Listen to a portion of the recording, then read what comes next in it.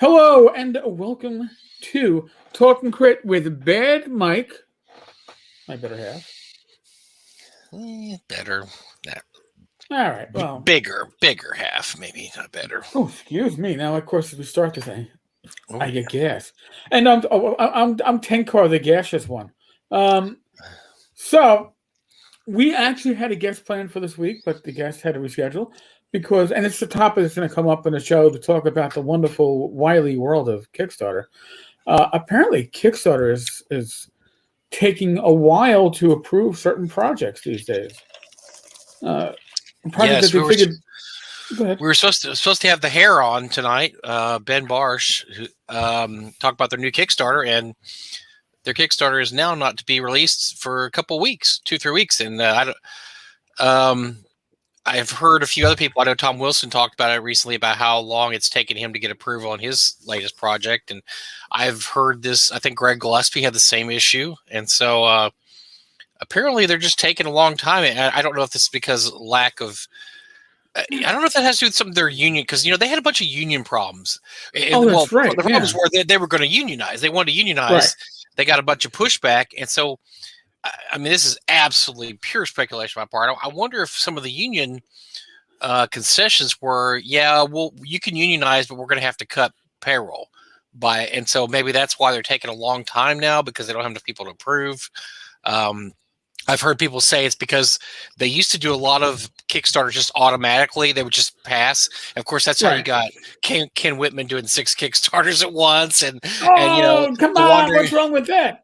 The Wandering Wizard doing 3. Yeah. So I think they're doing a little more eyes on now. Apparently, they really are trying to personally approve everyone. So that takes a while. But for whatever reason, it looks like Pacesetter's new Kickstarter is gonna be a while, and so we were gonna have Ben Barsh on to talk about that and other wonderful stuff. And we decided it'd be better just to postpone it a few weeks. That way he could talk about the Kickstarter when it opens, because turns out we're the newest, we're the new hot venue to go to if you want to promote your Kickstarter Indiegogo, because we have been the good luck charm for a lot of these recent Kickstarters. And most recent being is Greg Gillespie's Dwarrel Maze, which is going to end in about, it says 24 hours to go.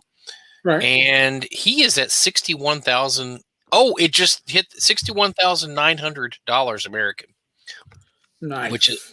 Which Canadian, we're talking 78,000. That's pretty darn good, because I think the night he was on our show was the first night it started. And I want to say we were happy to get him above 3,000 or 5,000. We're just, Come on, the success is all on us. Greg knows it, man. That's true. Yeah.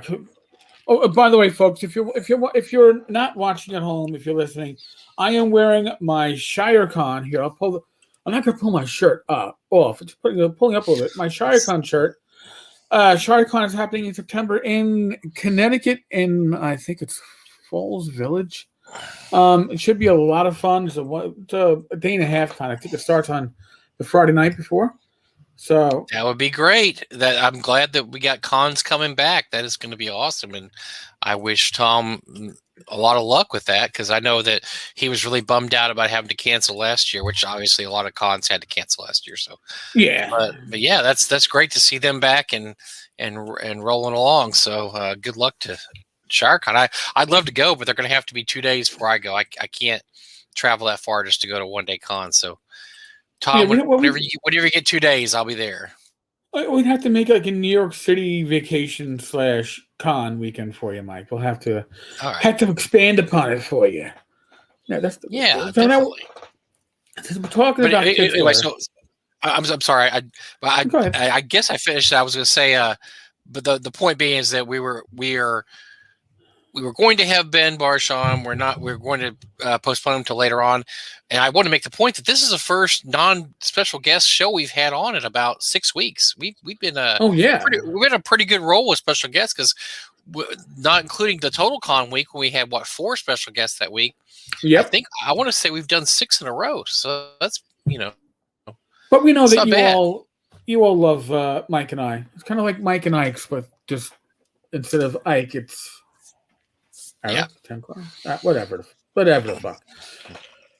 So, and since we're on the subject of Kickstarter, I figured I'd touch on another Kickstarter bit of news. Kickstarter, I guess if you're told to resign, is that really being fired, or is that we're giving you the chance to save face and letting you resign as a mutual decision type of deal? Is that you're being fired? You're being fired, but you're being fired in a nice way, because otherwise you could be like the showrunner for the show Let's Rise or All Rise, which I just was reading an article today. He got very unceremoniously fired from his job for making racial comments and such. So that's actually fired. He didn't resign. He fired.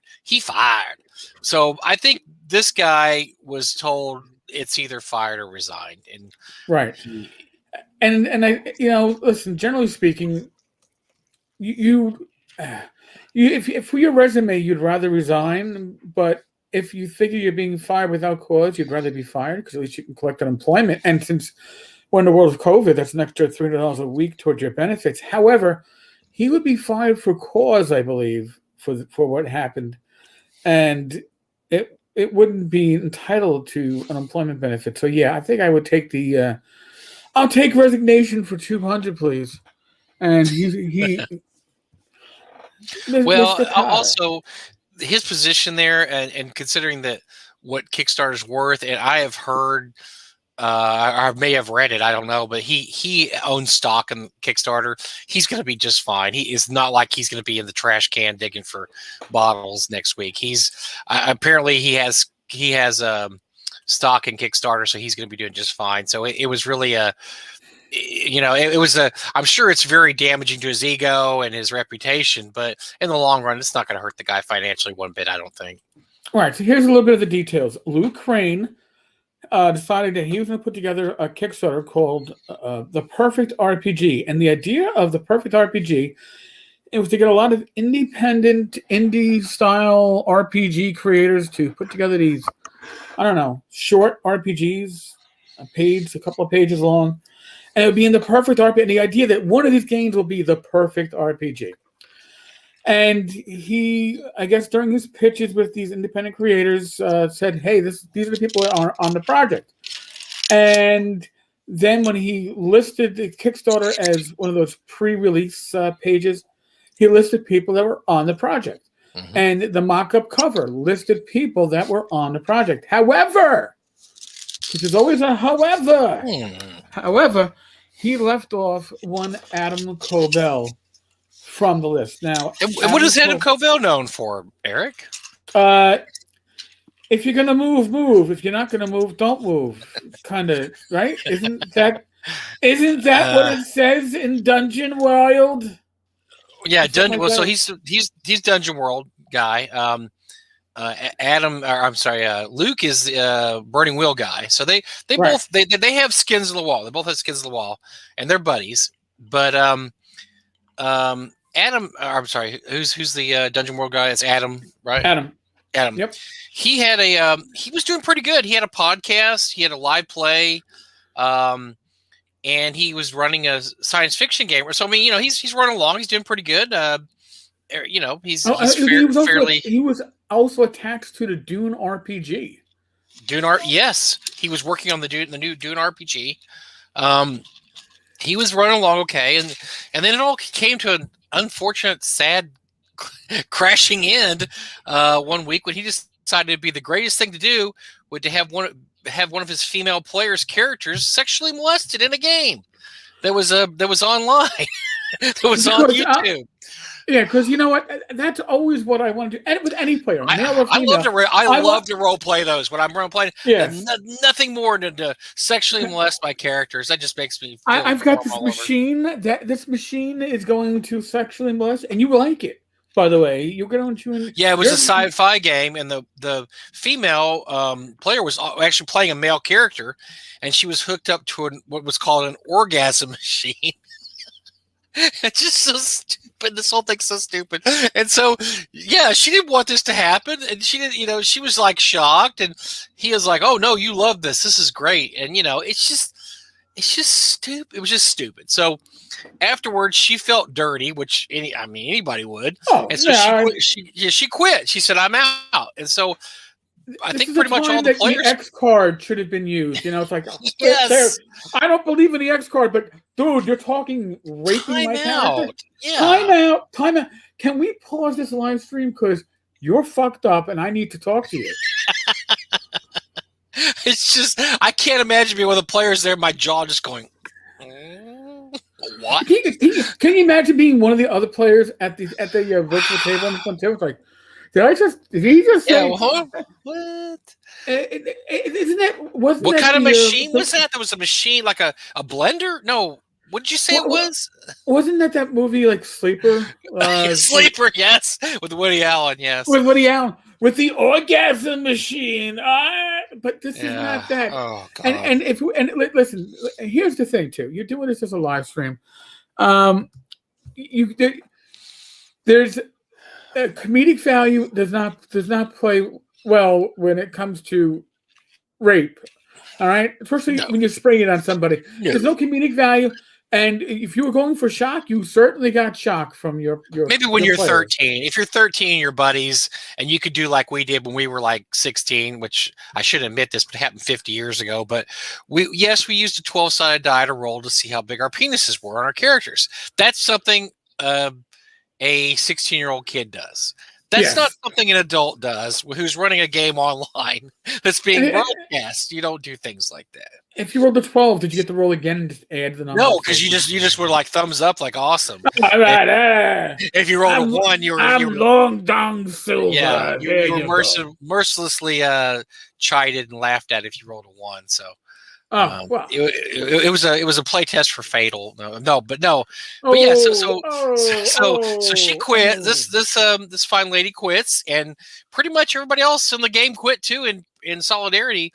And things came crashing down rapidly after that because the podcast the stream was canceled, and this guy was pretty much canceled too. He got he pretty much just booted out of the business, lost his deal to be doing the Dune. Imperium RPG, and which is huge. I mean, I don't think he's done much since then. He's pretty much been. I think he did apologize. I think he did apologize or did one of the.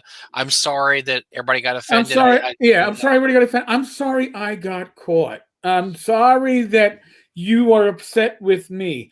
I personally don't think I did anything wrong. However, I am sorry that you feel I did, because you feeling I did is fucking with my mood. Well, and I think he also did the. He did the, I think I'm not going to do streamers.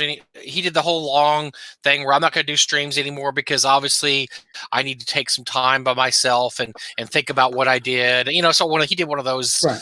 I'm going to beat myself with I'm going to wear a hair shirt, beat myself with a flagellation whip, and I'm sorry I did anything bad. It was just, a terrible judgment. At this point. I'm not sure. I mean, that's just...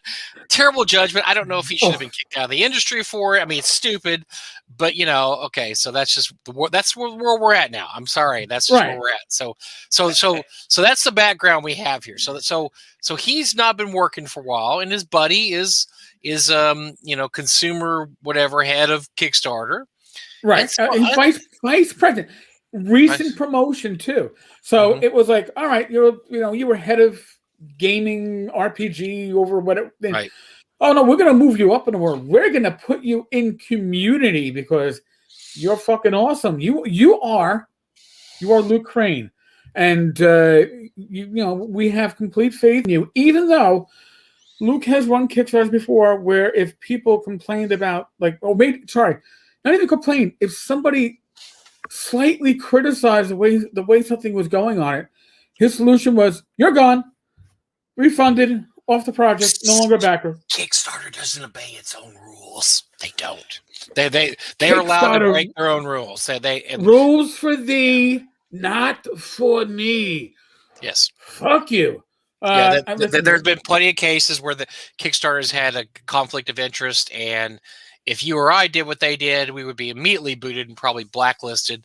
They're allowed to just, go along because they're allowed to break their own rules. And so maybe he had hubris here and thought he was, hey, I'm just going to break my own rule here.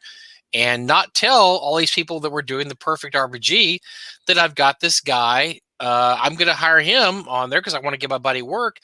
And I'm not going to tell them that they're working with a guy who basically ran a sexual assault on on YouTube. Right. It wasn't a real sexual assault. We just wanted to role play a sexual assault. And as we all know, role playing is just a game. So it was a game of sexual assault. That just sounds even worse. I'm sorry. Let's have a game of sexual assault. No, you can't do that. No. So what Luke did, because, and by the way, Luke says, when I explain this to you, you folks are going to tell me, what the fuck? Luke's excuse as to why he listed the creators of this project on the Kickstarter page, reverse alphabetical by first name, thereby putting Evan Corbell at the bottom of the list, was because he wanted to highlight the person that by reverse first name, I really wanted to highlight their work. So I'm going to put them on the top of the list. Perfect sense. Absolutely perfect sense. Perfect sense until the moment that you get caught with your hand in a fucking cookie jar. And then you're like, no, really, I was putting cookies back in. I don't know what you were talking about. These crumbs fell out, and I have to put them back in. I'm just doing you a favor. No, you weren't. Now here's the other funny thing, too. This was pointed out. If you looked at the Kickstarter's comments, now a lot of the comments were removed. Now, I'm not sure if they were removed because people got kicked off the project or if they got removed because Kickstarter removed it. My experience with Kickstarter is you pretty much have to be over the top to have Kickstarter remove your comment. In my case, when the creator of Myth and Magic didn't like the comments that I was making on my own blog. That's a great one. When he decided to, we're shipping stuff. And I was like, I think I might even send a comment. Holy shit, we're shipping stuff? It's the sign of the end of times, man. The apocalypse is here. Or some other snarky comment. He goes, and here is 10 True Blue Knight / 10 cars shipping information, and gives my shipping info out. So and it was only the USPS postal code, which happens to at least list where I live, right? So it was a weekend. I reached out to Kickstarter and said, "This is basically fucking bullshit. I'm being doxxed, and poorly at that, but I'm being doxxed by a real douchebag." And they removed it and gave him a little bit of a slap, like, "Don't do that again. That's wrong." So they actually removed it. I was impressed that they removed it on a weekend. This is a couple of years ago. They were a smaller company. Who knows how many people were actually working? I'm sure it was the intern that had to take care of that. But whatever. So not only though did he pull this thing, and like I said, you can go and look. I don't know what the pre-release looked at, but if you go to the Perfect RPG at Kickstarter, and if you can't find it by looking for it, because I couldn't, you got to look up Burning Wheel, because that's another thing. Apparently, he used to be known as Luke Crane if you looked him up on Kickstarter, but Kickstarter does not allow you to change your company name. But he changed his name to Burning Wheel because he had access. So, or Burning Crotch or whatever it refers to. But in any case, because he's like a venereal disease at this point, I think that's what he did. I'm not saying he is. This is opinion. We're not in Canada. You can't sue us. We're Americans. Right? Yeah. Go fuck yourself. But in any case, he apparently said, "Let me make this a staff pick." Kickstarter that you should be. Made his own project a staff pick. There's no conflict of interest there at all. No, that's don't look behind the curtain. Put money in, and now. There was an interesting funding mechanism. It was true. It was a staff pick. He used staff, and he picked it. It was a staff pick. It works out. Makes perfect sense.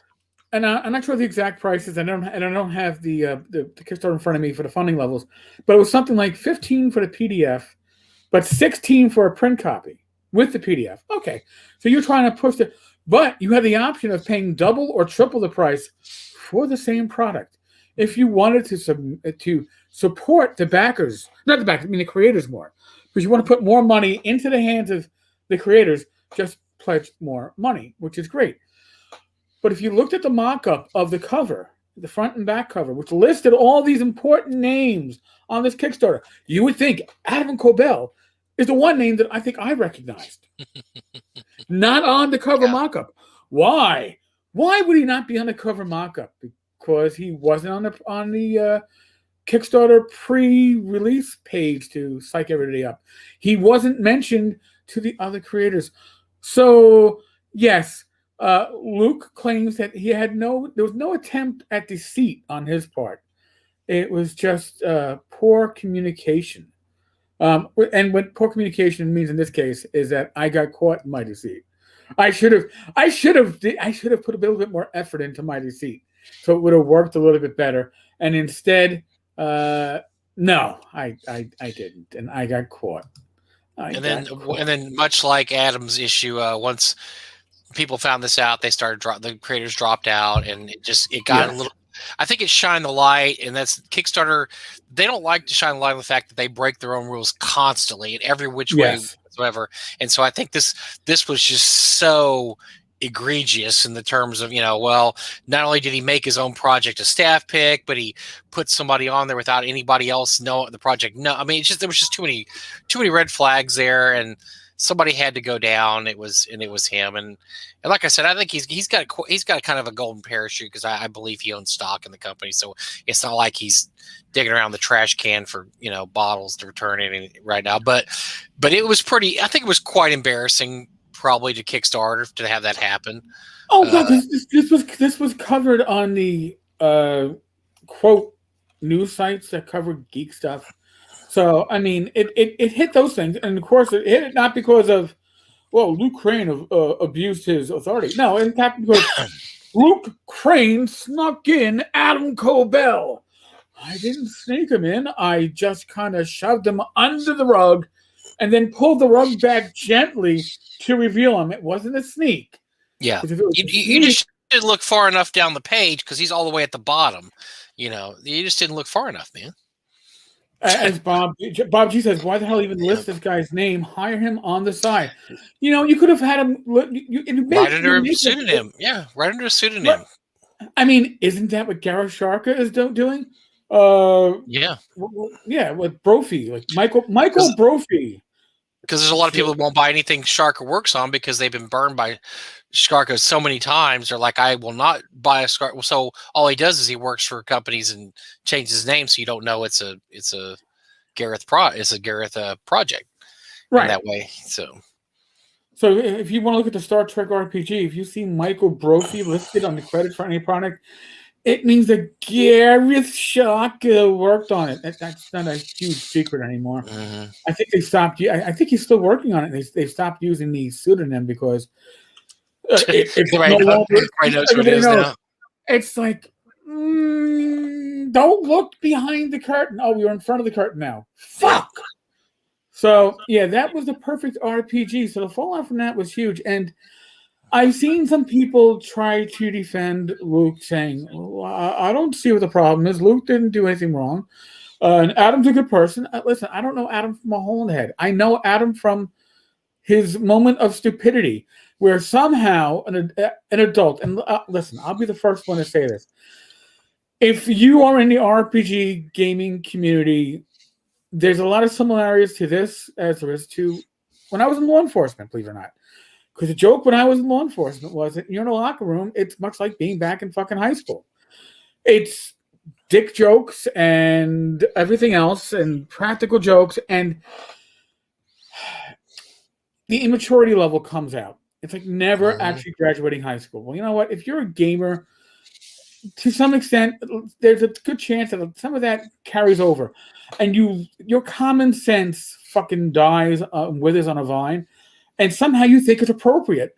And maybe it would have been appropriate with an all-male party at your home game, at your table, in your kitchen, where you've played with these people for the last 15 years of your life, and they're going to find this to be fucking hilarious. Sean's character's going to get raped, and they're all going to laugh, including John. Yep. Yes. You don't do that in a fucking live stream with people that you You don't really fucking know him. I'm sorry. And to a female, yes, Bob, it's a nice shirt. I play again the ShireCon shirt. I wear it with love. You just don't do it. So common sense went out the window. I don't. That really is that's a critical fail. That's like I mean now maybe if we're going to quote 5e rules, maybe he rolls disadvantage on common sense all the time. I don't know, but I painful and the idea that Luke somehow said, "I will rehabilitate this good friend of mine, this fine creator. I will bring him onto this project, unbeknownst to everybody else on the project. I will bring him on and bury his name at the bottom of the list. But I will bring him on, and this will bring him back to gaming. He will no longer be ostracized. He will no longer be unpersoned. He will no longer be." And I believe in second chances. I mean, the guy, if he's even given a half-ass apology, I think his apology was half-ass.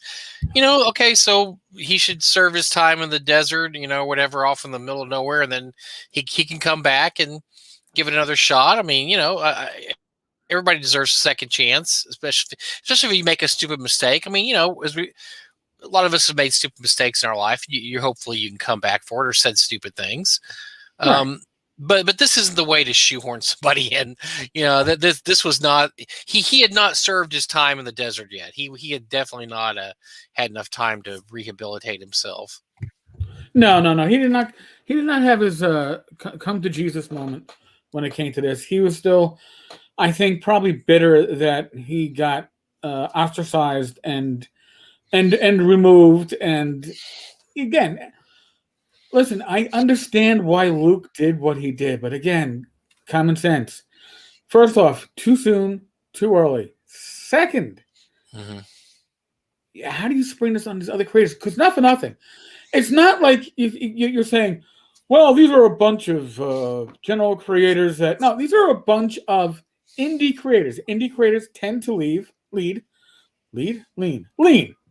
lean left, right? So who's probably going to take offense to you putting in, for dare I say it, a rape apologist or whatever it is? That's not going to play well. How is that going to work? How does that come out and you're going to go, well, that's a fine project. Hey, everybody. The comments in the Kickstarter section, when people saw Adam, does anybody know that? Do people realize that Adam Cobell is part of this project? Again, and it was for rehabilitation if you weren't putting him in as a pseudonym. It wasn't like, but I guess you couldn't do the pseudonym because you're supposed to be all these named indie creators. Again, I don't know the names because I don't play indie games for the most part, but I mean, this is what you're looking at, and this was sleazy, and Kickstarter can be sleazy. Dandelion Games, how does Kickstarter compare to Indiegogo on stuff like this? I'll be honest with you, I've never heard. Indiegogo is smaller and seems to have less drama attached to it, and Indiegogo allows you to, as a creator, you have a lot more leeway into how you're running a project. So I don't know. Like, listen, Kickstarter. We don't do fundraisers. We will never do fundraisers. Nothing for charity. Oh, N-World needs a new server. Well, yes, let's run a Kickstarter. And we're gonna, yeah. I mean, I have no problem with running basically a charity for N-World. At the time, N-World servers were crashing constantly. They had gone under attack. They think denial of service, and I think virally. It was if your hub in a community of gaming was N-World, you were fucked at the community of it, part of the community. So yes, I can see why Kickstarter was like, ooh, we gotta help. Let's break the wrong rules. But now, if I don't know, Tenkar's Tavern, I need a new, I don't know, MacBook because my MacBook died and I can't blog post without a new MacBook. I need to. I can offer more videos for you if you support this. Oh no, fuck you! You can't do that. I mean, and then again, it's me. So I, the biggest critic of Kickstarter. I'm one of the biggest backers. So I could see them saying, "Yeah, fuck you," But especially if Luke was in charge, because Luke again seemed to make the rules as he went along. Bob, never looked at Indiegogo. Any good minis, dice, RPG stuff? Frog God Games has their smaller adventures pretty much up there monthly on Indiegogo. There's a lot of people that use Indiegogo. When James Raggy uses a crowdfunding service, I think it's Indiegogo these days, you can find good stuff on Indiegogo. I don't search it as often as I should because I'm a lazy fuck and I don't even search Kickstarter as much as I should. I usually people just tell me, I have a new project. By the way, if you are a Kickstarter creator and you have a new project that is coming out or is out and you would like me to look at it with maybe me highlighting it, I can't highlight it if I don't know about it. I can't talk about it if I don't know about it. Knowing about it does not mean I will highlight it, does not mean I will talk about it, but I can't know everything. So, Tenkar's Tavern at gmail.com if you have to reach out to me. So, yeah, we had a pretty good run of Kickstarter people. Boy, I don't. We had, of course, during the Total Con, we had. Hell, you did all those. You did those Zine quests, like a million Zine quests. I went Zine quest crazy. And then we had Casey on the show, and then we had Greg Gillespie, which, by the way, I'm looking, and he is probably going to tip 62,000 tonight. We're at 61,900 still. So yeah, he's still got 22 hours to go. So if you have not backed Dwaro Deep yet, please check it out because it's going to be awesome. But yeah, we had and then we had Chris Clark and his Kickstarter. We had oh dear, who am I forgetting? I'm forgetting all these people we had Kickstarter. We did a bunch of Kickstarter people. We did Mr. Jim Wampler and his Kickstarter successfully funded. Courtney Campbell. Oh my God, Courtney, yes. Yeah, his did very well. We had Doug. Yes. I can look at the list, dude. If you want me to, I was just trying to do it through my head, but I'm my brain's fried usually. No, we're both getting old. Levi Combs. Can't forget Levi. Oh yeah, Levi. Yeah, Levi's. So we become the go-to for if you want to pimp your Kickstarter and talk about modern problems in gaming, but and we welcome that role because we love talking Kickstarters, we love talking to our friends, and we love pimping people that we like to pimp. So yes, I just think it's funny that we first started doing this back last year. More often than not, it was just you and I talking for 2 hours, and then every once in a while we might have a guest, which just pops money in. So one of our friends mostly. And now it's become more like, okay, well, we're really going to talk to the guest. And honestly, it's easier to do a show like that, isn't it? It's much easier when you have somebody else and you could just throw questions at them and just, bounce opinions and stuff off them. It's actually harder to do just you and I. Although it's not really hard, but it's different. It's a different show because, when we have a guest, see, I think some of the magic of having guests is watching them cringe when we bring up newsworthy stuff that they don't want to touch on. It's like, oh shit, you're going to talk about Kickstarter and how fucked up they are. We should have had Ben on the show tonight and been just ripping Kickstarter, have him just squirming in his seat. Oh God! So the project is going to be live in April. That was April 2022. Yeah, no, sorry. Pace setter is persona non grata now. Never. So yes, folks. I will never be doing a Kickstarter, folks. Just so you know, because if I did, I could not be honest about Kickstarter. And listen, Kickstarter. If you ask me, is Kickstarter more bad than good? I would say it's vastly more good than bad, but to not admit that it has this original sin baked into it is egregious to the community. You have to acknowledge it. You have to say yes. It's got some nepotism built into it. It's got abuse built into it. It has politics built into it, and to pretend otherwise is foolish. That does everybody a disservice. Doesn't mean it's not a good platform to sell your shit on. Okay, it just means it's not perfect. And if it was perfect, we'd be living in a fantasy world without rape apologists and rape machines and orgasmatrons. Thank you, Bob, by the way, for reminding me what it was called in the movie. The orgasmatron. Get him in the up movie, with your yes. Desmotron. You're gonna kill him. So. So what else we got going besides sleazy Kickstarter runner people? Oh, we got a bunch of sleaze, but we can talk a lot of sleaze bags this week. We got sleaze bags coming out of the woodwork. So. Oh, by the way, I don't know if you can hear the karaoke going on outside, but oh my god! I heard something. I didn't know what that was. That's what it is, folks. Just so you all know. All right, so do we want to go on to which property should we go on to? Should we go on to the Candlekeep or the? Yeah, let's talk about Candlekeep a little bit because Candlekeep, WotC got its weekly nut kick this week with although in this case we might be siding with WotC in this case because Eric and I have talked about this, and I think this is a warning to anybody that wants to sign a work for hire contract that usually those contracts are exactly what they are, is that you are doing work for hire. And so why don't you tell us about the Candlekeep, Mysteries of Candlekeep. So POC Gamer, who God, I can't remember their actual name right now, but it's inconsequential because, to be honest, probably nobody heard of them prior. They talk about how their blog is now relevant, and I had to go to that blog to check out how relevant it was. And they're getting good traffic, and their ranking is somewhere like 3.5 million on Alexa, which means yes, you rank on Alexa. In comparison, the Tavern somewhere around 165,000, and I still think that I'm not even a small fish in the ocean. I am plankton. So, and that's my number. So if I'm plankton, then POC Gamer is nowhere. But POC Gamer has been a frequent critic of Wizards of the Coast and how they handle their project. And part of the critique is that D&D is treated as kind of like a legacy product.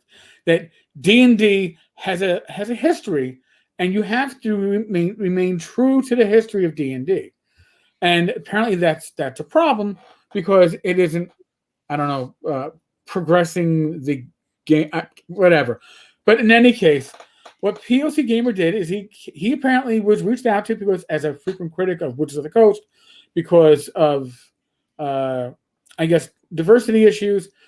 Wizards of the Coast, Candlekeep Mysteries, folks, if you don't know, was Wizards of the Coast saying, listen, we can be a diverse company. There, folks, I am not drinking, by the way. You might see this glass come up, but this is here. Let's see. This is hop tea without the tea, just hops and carbonated water. Interesting. It's strata hops. Actually, it's very fucking good, and this would be great on like those warm summer days when it's like I want a beer, but maybe I don't want to get intox. I can pull this out. But in any case, and the reason why I'm not drinking is because I drank during lunch at the pub. So I'm trying to be good.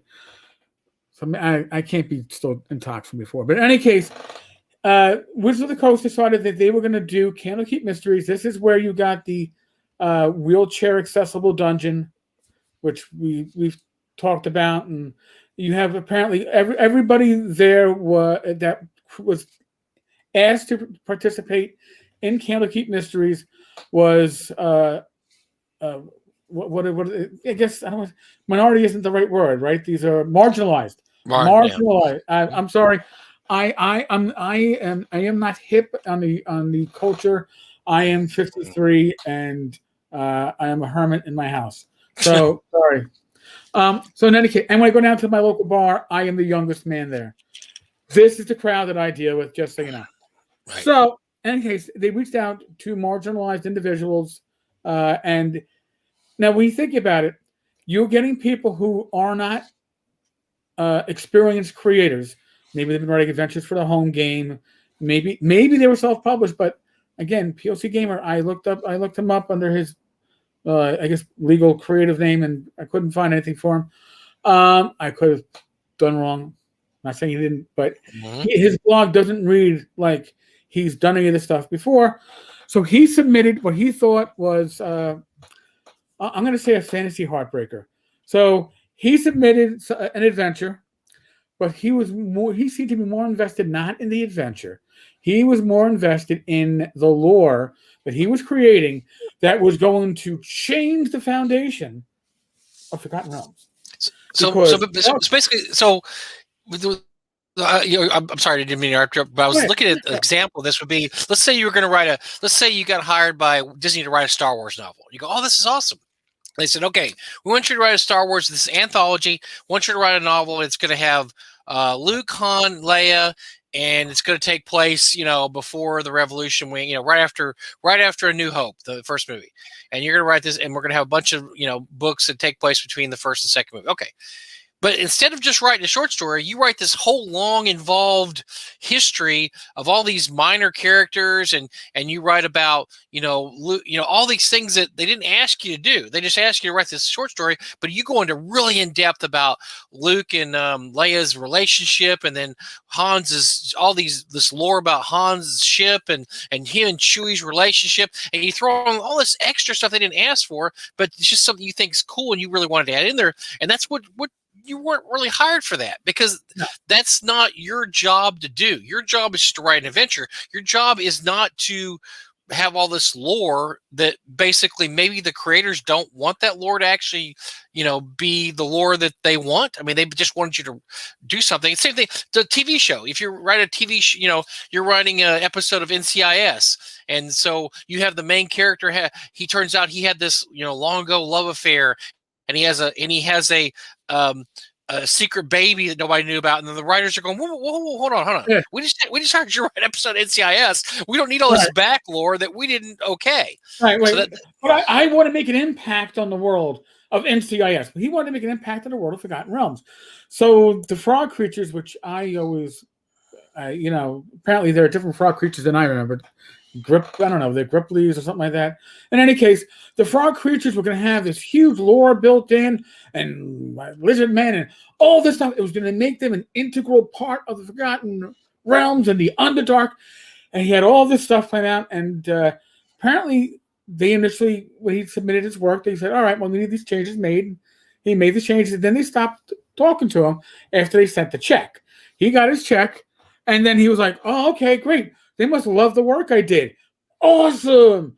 And I'm going to tell people, listen, buy Candlekeep Mysteries, because I redefined, I don't know if you said that, but I put this great lore in my adventure, which makes the frog creatures viable, and they have a culture.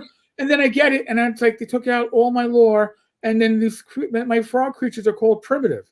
And I find primitive to be offensive. Well, listen. I think what he really found to be offensive was the fact that they said, look at this lore. All right, we don't need it. Now, again, no inside knowledge. I'm going to give you a hypothetical. Here I am. I'm the editor at Wizards of the Coast. I've already sent this guy.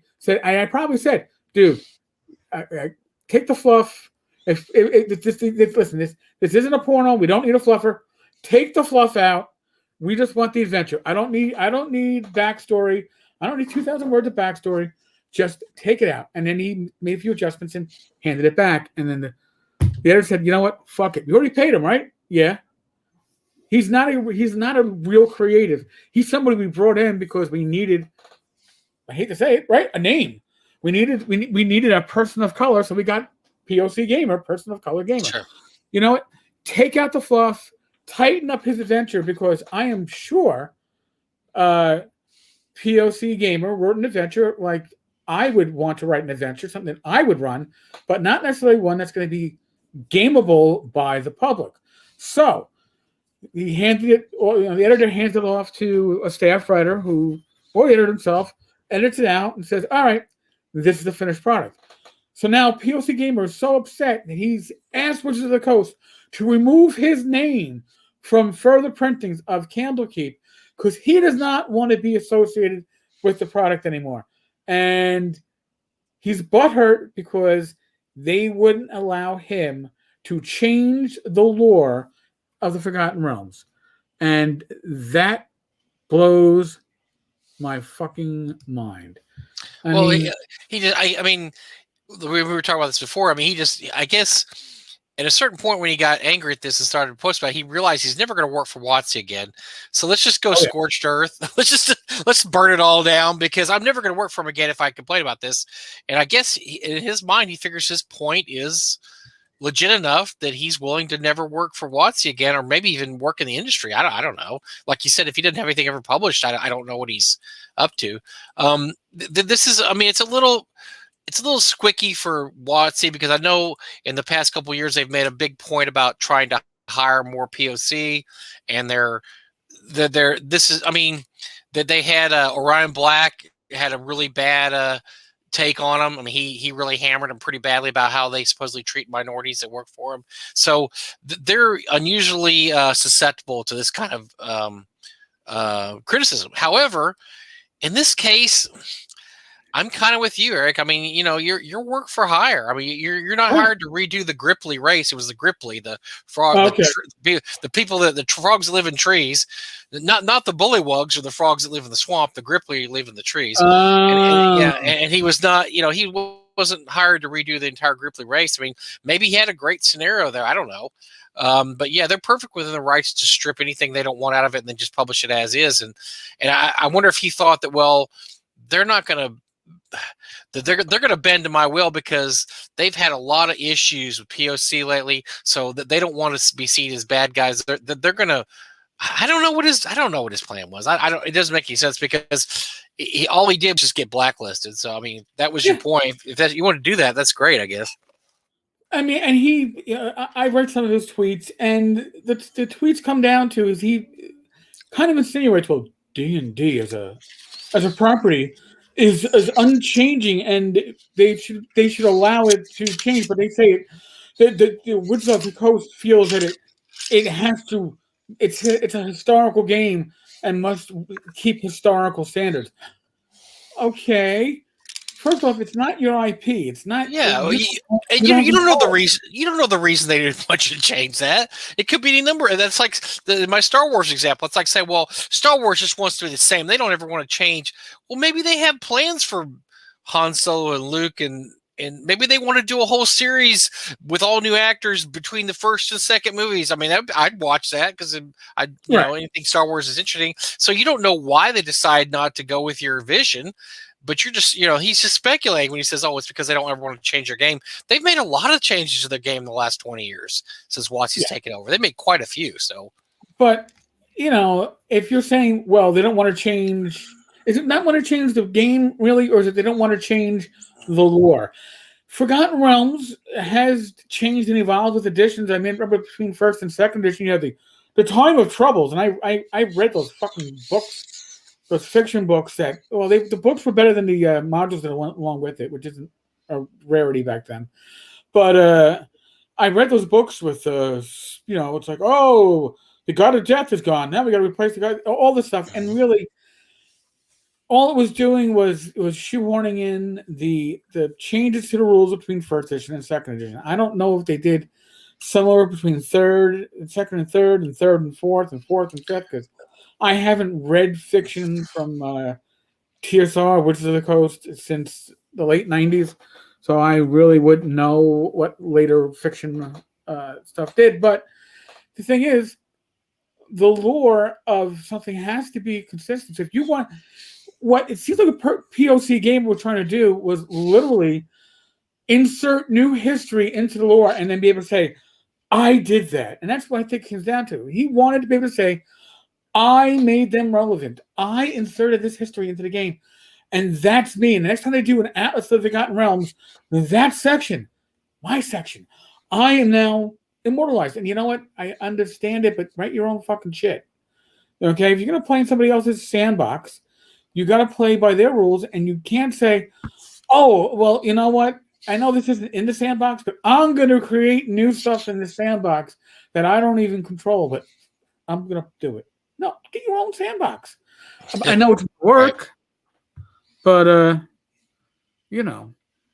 Now, somebody brought up Dandelion Games. You guys hear about Goodman doing a Living Greyhawk type thing. I have not. That sounds interesting. I'm assuming that it would be their default world, which isn't really defined anywhere, I guess, for their convention and game store play. I mean, they have a certain like Cyclops Con seem to have been successful. I think they have one seasonally now. So I don't know. I Dandelion Games. If you know more about it, put into the chat. We'll discuss it. You're leaving idiots in suspense, and it's not fair to the idiots that you're leaving in suspense, which also includes our viewers and listeners. Right. Not fair, Dandelion Games. Not fair. Well, so we do have Goodman Games Judges Guild news though. Yes. Mike, do you want to touch on that? This is all we know so far is that apparently Goodman Games has purchased Dark Tower lock, stock, and barrel. They own not just the rights to Dark Tower, they actually own Dark Tower now. So it is no longer under the Judges Guild flag. It is now a Goodman Games product, and this could lead to a lot of speculation. Eric and I were speculating a lot of this stuff. Does this mean that, I've thought this for a while, does this mean the Judges Guild's for sale? And with the troubles that Bob had and the fact that he's making zero money now licensing his product because nobody wants to license his product anymore. Right. This may be the only way that he keeps financially solvent in the last couple of decades of his life, because nobody's going to license his product anymore. There's 4 or 5 really good Judges Guild products that could make you money. Unfortunately, they're almost all Janelle Jaquays stuff. And if Janelle Jaquays isn't behind you, which she's not, she's gone on camera and said that she's really upset about what Bob's done. If those of you who aren't aware, Bob made a lot of very anti-Semitic remarks about a year and a half ago, and was pretty much banished from the gaming scene because he was absolutely non-apologetic about his remarks. Right. And it wasn't just about it wasn't just anti-Semitic. It was anti-gay, anti-trans. If there was a checklist of people you could offend, Bob was going off and going, "Oh, I forgot somebody." It was extremely old man, not tone deaf, and it was just like stuff that your grandpa might make a joke of that you're going to cringe at and go, that's a joke from 1975. That's not something we say now. He just would absolutely post that on his Facebook page and not have any issue with it and say, "Why aren't y'all laughing? That's a funny joke." And it's not anymore. It hasn't been for a decade or so. But apparently he sold them. It's interesting in a lot of ways. Number one, Joe and Goodman Games has at one point said, "We're not giving any more money to Bob." So I don't know how they got this without giving money to Bob. Well, Bob got money. So I'm going to tell you what they say. This is from February 18th, 2020. We are discussing and disheartened by the anti-Semitism, bigotry, racism, homophobia, and transphobia exhibited by the current owners of Judges Guild. So I'm guessing that was Bob and Bob III. Goodman Games has stopped selling our previous Judges Guild products through all distribution channels. Judges Guild will no longer receive income from Goodman Games products now that sales of their titles have ceased, with one remaining product to release, which is a collector's edition. There's focused on the works of Janelle Jaquays. Judges Guild and Bob Bledsoe Jr. have agreed to receive no royalties of any kind from the title. To say it bluntly, Bob Bledsoe Jr. and Judges Guild will not profit from the Judges Guild Deluxe Collector's Edition Volume 2, focused on the works of Janelle Jaquays. Goodman Games will match 20% of the proceeds of this title with donations, 10% to the Anti-Defamation League, 10% to GLAAD. Now, normally, on a later update, when this thing actually kickstarted, they went on to explain that 10%, I think, would have normally have been what would have gone to would have gone to Judges Guild.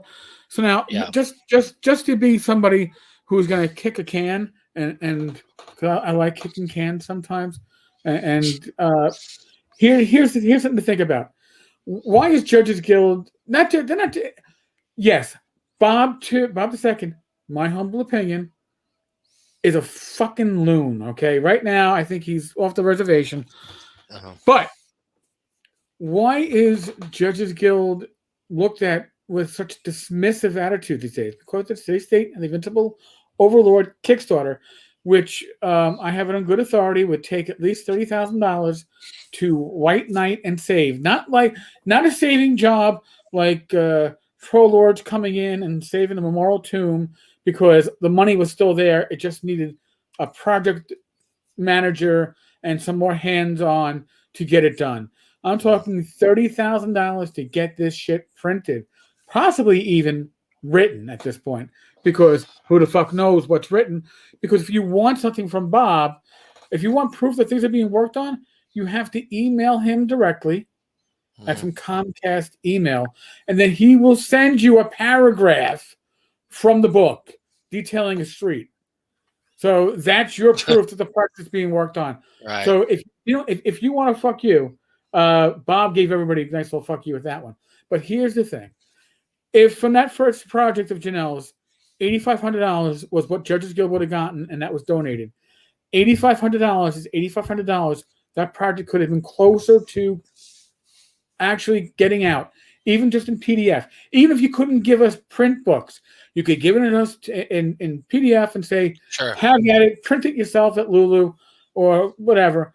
But no, the money got donated. And I understand why it all was for public facing.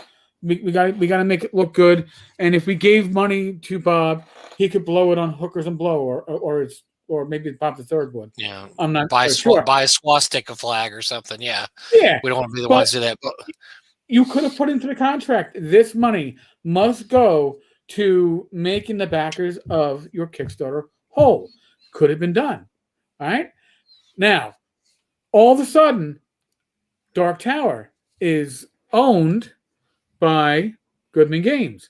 Goodman Games has acquired Dark Tower from the Judges Guild and will republish it in fully converted 5e and DCC RPG editions later this year. The original Dark Tower creator Janelle Jacquez will be included in design work in the new edition. So, now here comes the speculation. Here comes the talking out of our ass. And this is why we make the big bucks, Eric. We make the big bucks. This is why you all tune in. Well, that, and I'm sure somebody's waiting for me to pass gas while I'm recording this. But no, not really. No, we don't want that. All right. Well, all right. But here's the thing: what else did they buy? Right? What else was acquired? Well. So we did. So as an aficionado of Judges Guild, I can tell you right now, there's only 4 products worth anything.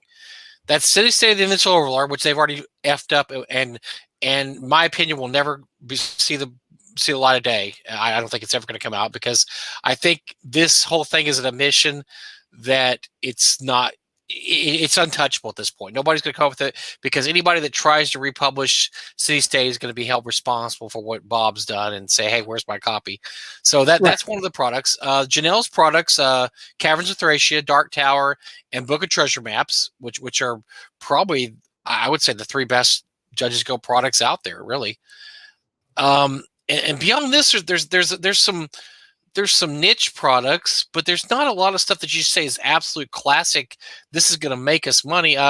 Yes. There's a couple of, no, and one of them, Eric, is not Glory Hole Dwarven Mine.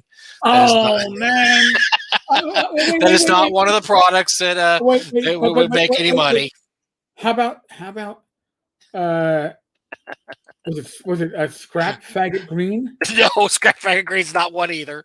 Oh my God. These are titles that did not age well. I am sorry. No. But I don't know. It didn't age well at the time it was published, I think. What are some of the ones they reprinted already? They reprinted Teagle Manor. So Frog God just did Teagle Manor. I mean, that's considered, I would say, a premium product, but there's already been a quality reprint of it. I mean, Frog God just did it 2 years ago. I mean, if you want to do another one, you're not going to, all those people say, I have the hardback right here. Why am I buying another hardback, 2 years later? We did it in 5th edition of Swords of Wizardry. I don't, unless you want to do an MCC version, I guess.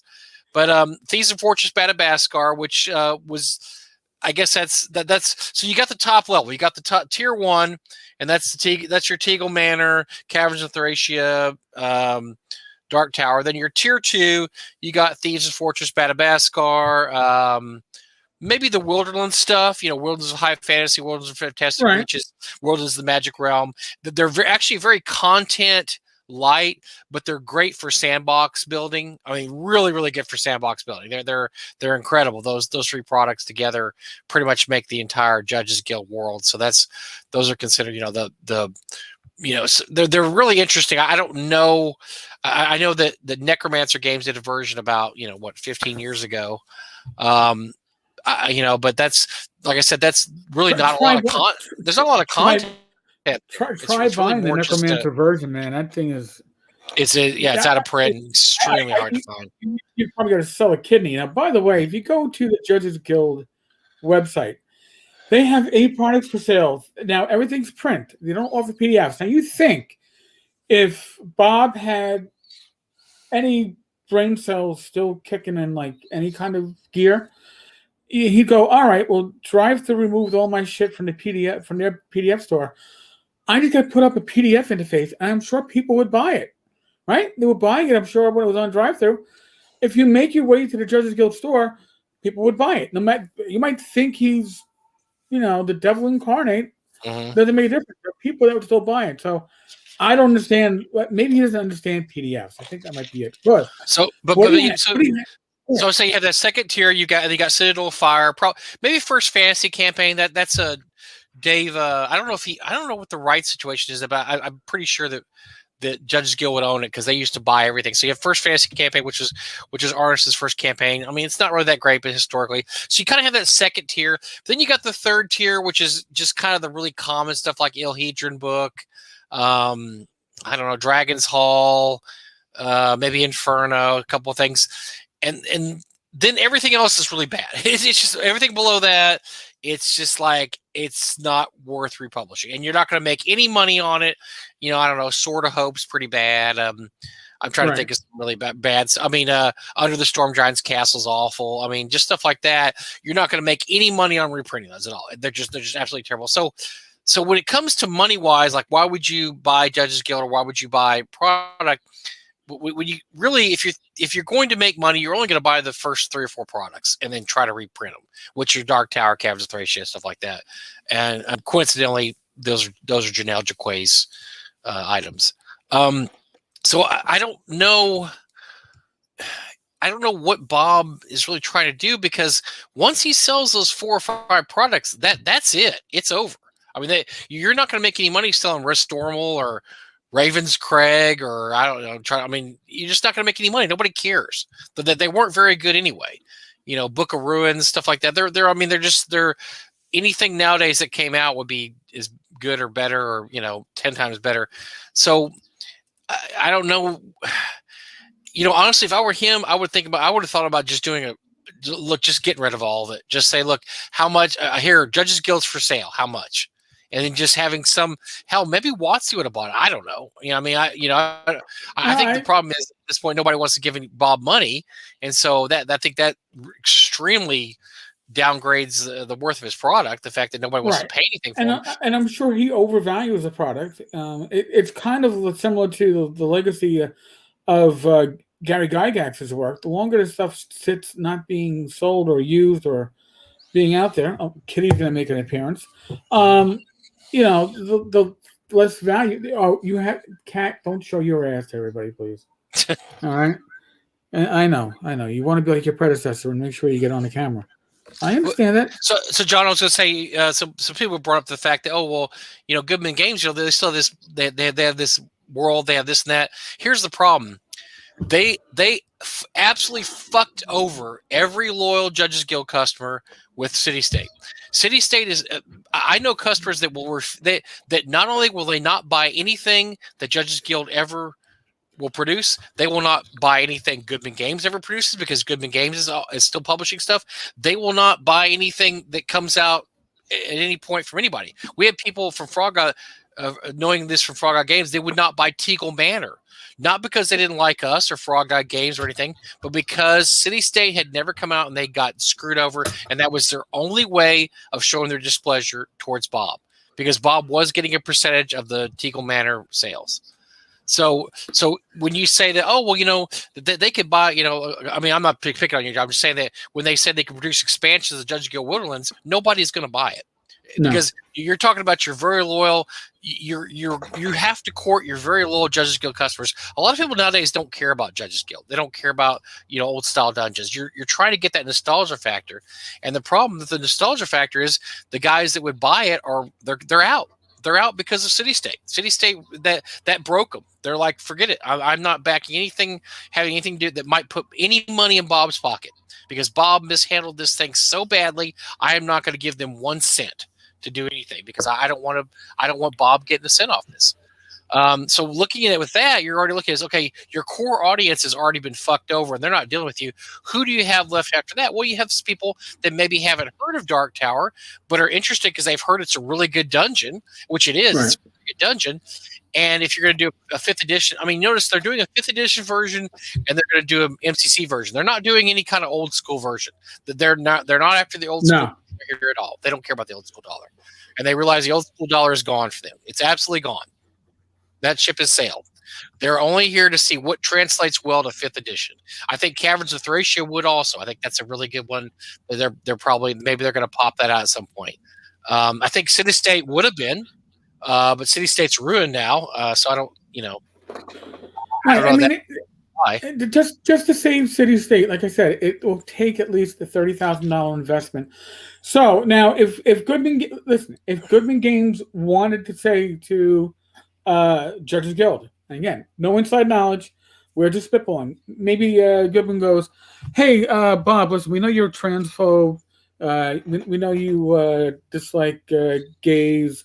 We know how you feel about Jewish people. However, we are willing to take on your debt and obligation to complete the Kickstarter, and we'll give you $20,000 on top of that for rights to everything."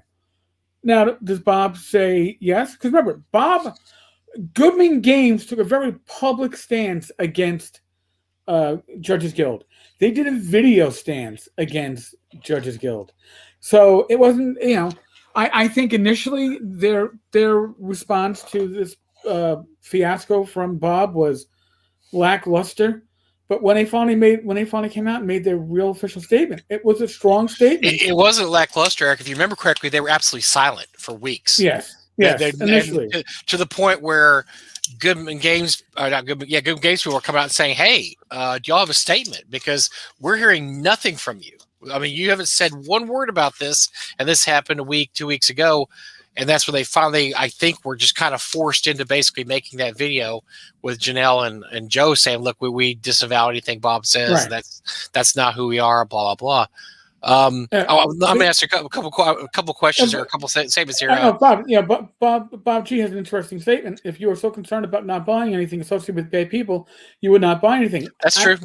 That's true. But listen, Bob's issue isn't necessarily what he said. The issue is he's got a fucking project out there that hasn't come out. He hasn't updated in, I think last May was the last update. And his last update was woe was me. Woe was me. I should have gone to the hospital, but I didn't go to the hospital because this project was just so important for me to save every dime. I gave up on my car. I did not get a new driver's license because I should have my eyes checked, but I can't afford that.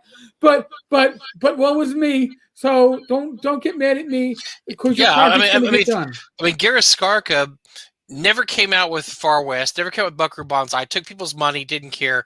If Gareth Skarka pimped a product tomorrow, would you put any money in there? I don't care what kind of a person he is. He could all his money to charity and be saving kittens in the street. He started to rip people off, and so you're not going to give Gareth any money anymore because he's already said "fool me twice, ha ha ha." Here's the money. So it's more about what has he done with projects he's already had, and the problem with Bob is he already has $1,000 of everybody's money that we're never going to see look, City State's never coming out in any kind of form. I have inside knowledge of this, and I will tell you right now, what was actually done on City State is absolutely it's unpublishable. They would have to start from scratch and republish everything or rewrite everything because it's been so long. It was written for Pathfinder 1.0. That's how long ago it's been that this project came out. So to sell it again, you're going to have to rewrite it because it's written for Pathfinder 1.0. Well, nobody's buying Pathfinder 1.0 anymore. You're going to have to rewrite it for 5th edition, which is going to be a complete rewrite. So you're looking at completely rewriting. So you say it's just not coming out. It's not going to happen. So it's more about what they've done to F people over more than this is a bad dude, but everybody's a bad dude. And I'll disagree a little bit. There's bad dudes and there's bad dudes. I mean, there's certain things I can deal with, and there's certain things that I don't even want to touch with a 10-foot pole. And I think in this case, and I used to consider Bob a friend. He's a nice guy. He's a very nice guy. And Eric's met him. He's a nice guy. But you know what? If you absolutely refuse to change what is absolutely a wrong opinion, then there's something wrong with you. But when something that's, when you can't see that what you're saying is harmful, and everybody's telling you, look, I was on Bob's Facebook page when this was happening. He had long time friends were saying, Bob, just stop. Just stop. He kept on digging the hole deeper and deeper. And here's the thing, folks.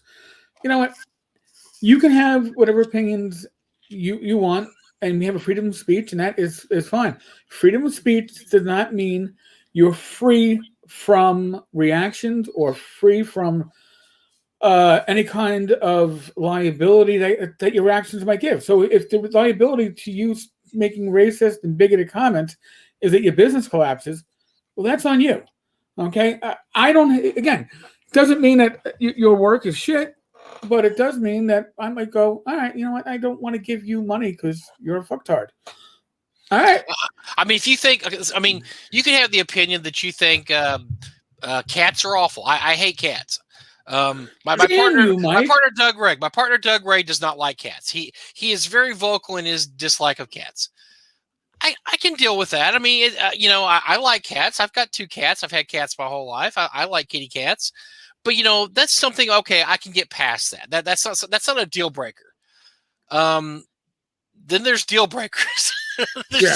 People will say, if you think that women should be pregnant, barefoot in the kitchen, and never speak unless their man tells them to speak, that's probably a deal breaker for me. I'm going to say, well, no. That's So there's things that are deal breakers, and I think the problem with Bob, I mean, is as much hard time. And Eric and I have talked this before. It's many hard times we've given the Wandering Wizard, Mike Nistel. He did fall on his sword and say, I'm a piece of garbage. I should have been running Kickstarters, and I'm sorry. Right. So he did. It wasn't like he just stuck to this opinion like some of the other people, like Whitman and Skark, and said, no, it's all these outside forces that caused this bad thing. I have perfectly honest motive, and I'm still going to come out with this stuff any day now. It's going to be published. No, he just said, look, it's never going to come out. I screwed up. I'm sorry.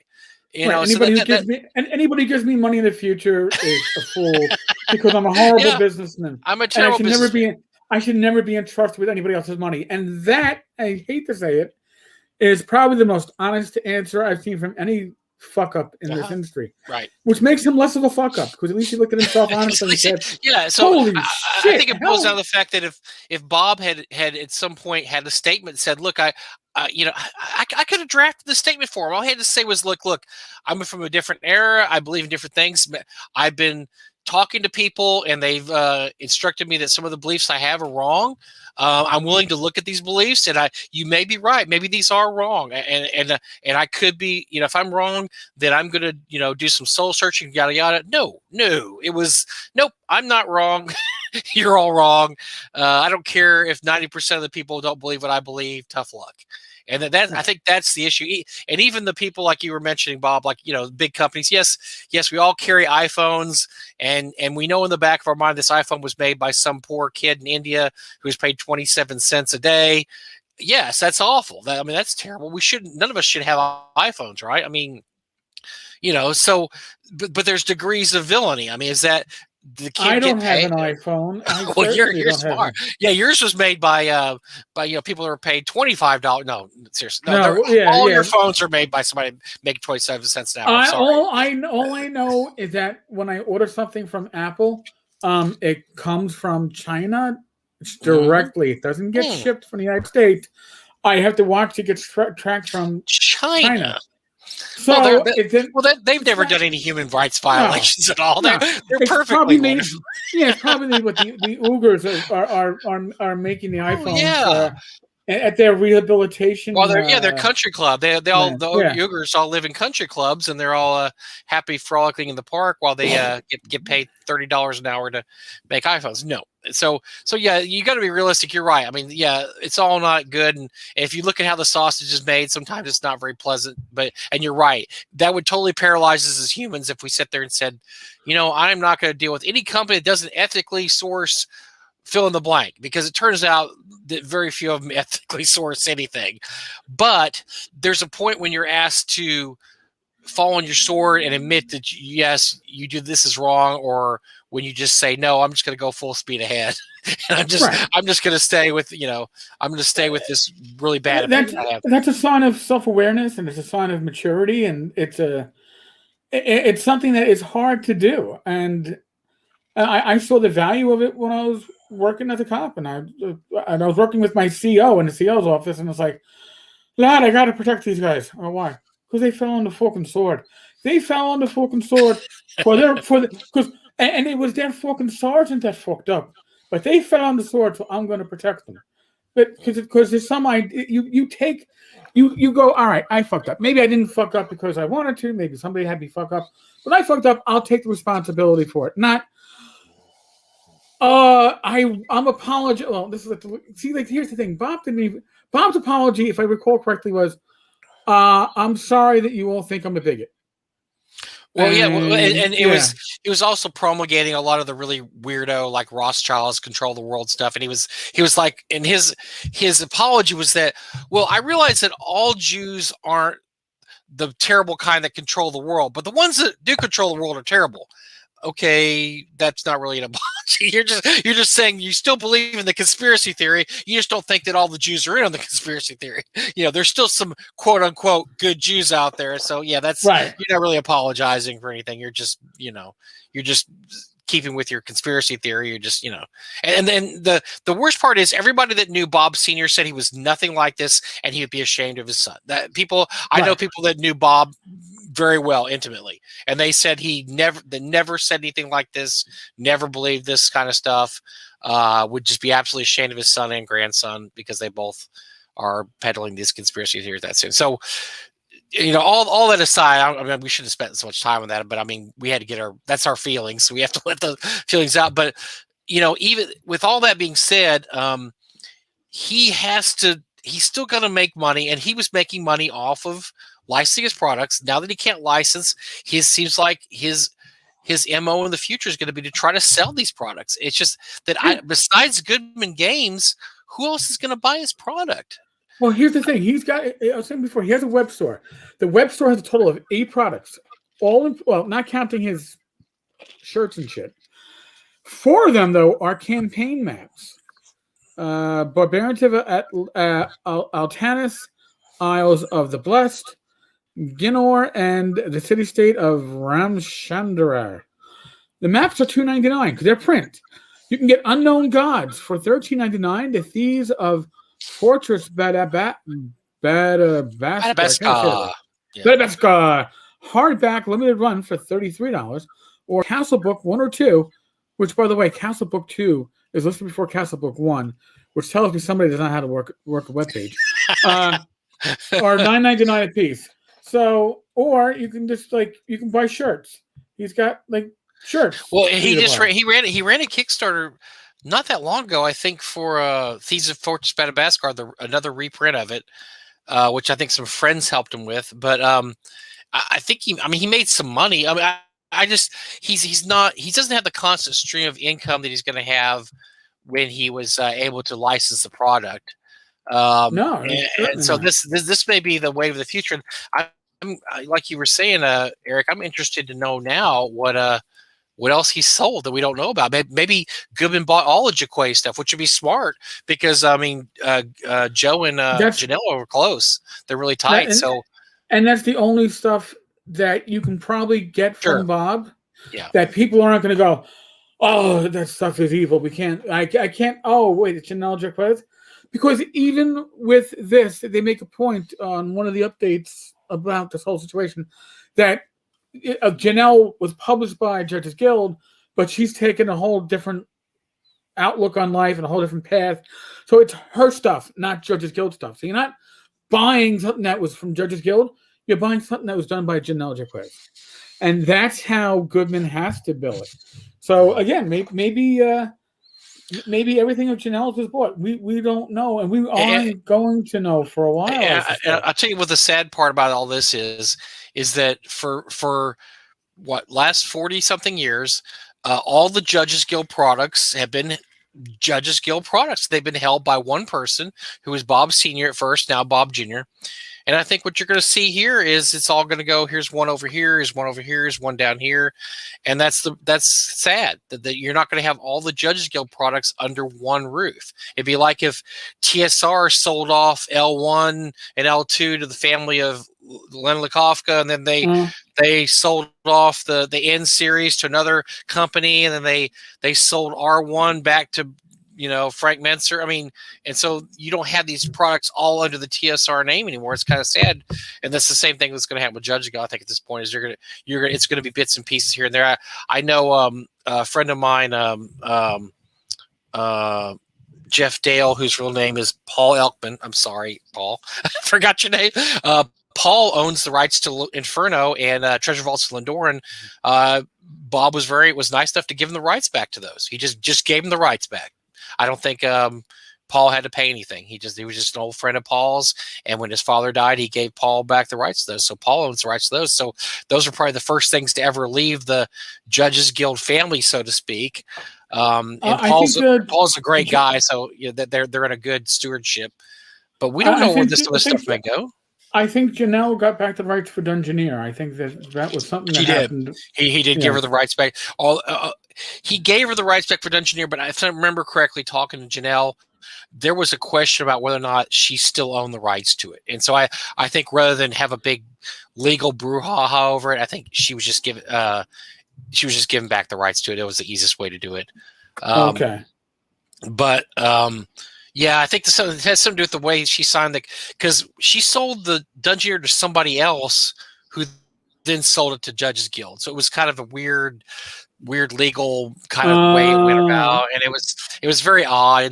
And also I think at the time Janelle was like 17, maybe a minor. It was real weird situation. So I think rather than to cause any problems, it was easier just to give her back the rights to Dungeoneer. Plus, that wasn't a product that was going to make Bobble any money or very much money at all.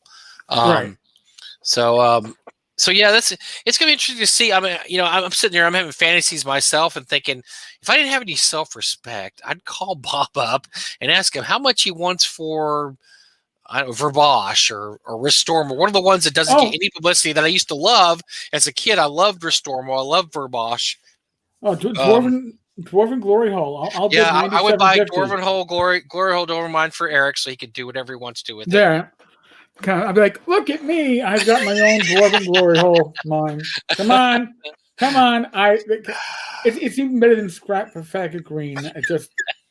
Scrap Factory Green, by the way, is actually a very good tournament adventure. Very good tournament adventure. Let's put it this way: they don't make tournament adventures like that anymore. And those are the kind of tournament adventures they only made in the 70s when tournament adventures were really, really good. I mean, like really good. Like the Giants series, that was a tournament adventure. All those classic ones that became the S series stuff, that was all tournament adventures. And so Scrap Factory Green's actually extremely good tournament adventure. Tournament adventures now are terrible for the most part. They're not very good. I played in a tournament at GaryCon a couple years ago to help out some friends who were missing a player, and it was not a very good adventure. But yeah, the ones back then were great. They were great. So yeah, even though it has an unfortunate name, it's a very good adventure. So now, since we're talking about legacies, let's say this might be our last topic for the night, if we can, unless somebody throws another one at us. But something came. I've been getting asked: is there a follow up to the Gary Gygax will dispute? Oh, well, real quick before you get to that, I want to just so we don't miss it. This last weekend during GaryCon virtual, artist Jeff Easley was presented with the Gary Gygax Lifetime Achievement Award. Well deserved. Classic artist of the second. I call it the second wave of TSR artists. First wave was Errol and Jeff D and all those guys. Second wave was Elmore, Easley, Caldwell. Just a great guy. We have him at the convention every year. He's not going to be at North Texas this year, unfortunately, because of COVID concerns. He wasn't here last year either. But this is the kind of guy he is every year. He paints an original piece of art for North Texas, and he lets us auction it and keep the money. And it usually amounts to several $1,000s. So he just a great guy, just an absolute great guy, great talent. So far, they've honestly, GaryCon, for all the screw-ups they may have running GaryCon, they have hit the EGG award, Lifetime Achievement Award, just absolutely perfect every year. Because I think the winners have been Tim Kask, Margaret Weiss, I know. Oh, I can't remember the third. There's another Tom Wom has been one. So everybody they've given the award to is absolutely deserving of the award. And Jeff Easley is definitely deserving of the award. He's one of the greatest artists ever of TSR. So and congratulations. He's approachable. He's a super nice guy, nice, quiet guy.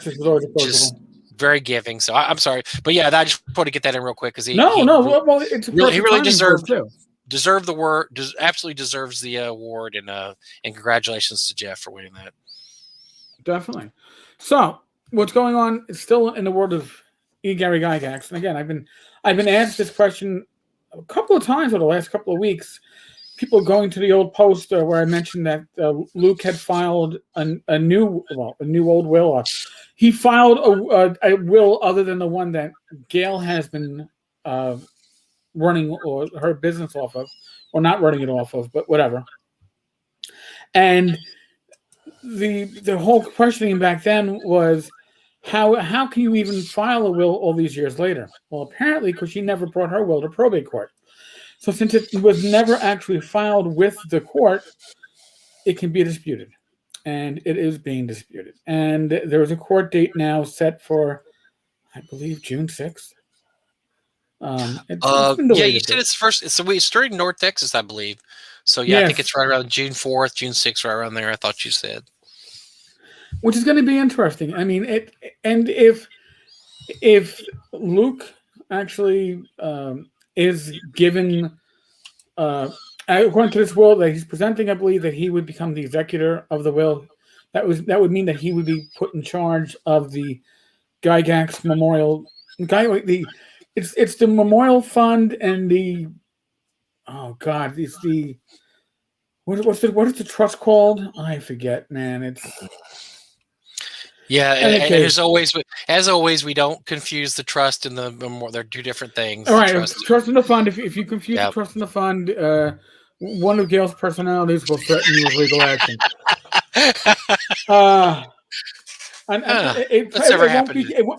It won't be Gail Gygax. It will be Mrs. Gary Gygax that will threaten you with legal action. Totally different people, yeah. Totally same Facebook message, same thread, but each individual message was signed off differently. And then when I was going to take the legal action, it was like, Mrs. Gary Gygax. I went, okay.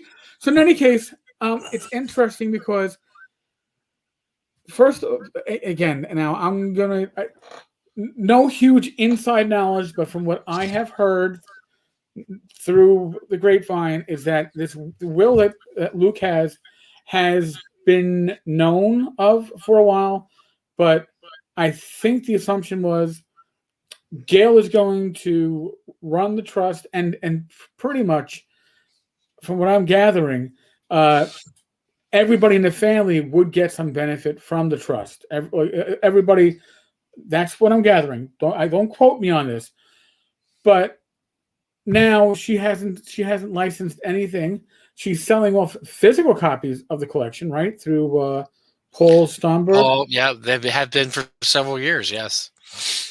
So the physical collection is going, but the rights to Gary's IP is owned by the trust. So if the trust goes from Gail's control to Luke's control, I suspect we'll see the IP getting out there into the wild. Maybe while it still has some value. I don't know how much value it has now. Every year. Well, she's done her best she's done her best to kick the value down the stairs. But so, you know, I'm sure there's still value associated with his name, but it's nowhere near what it was 10 years ago.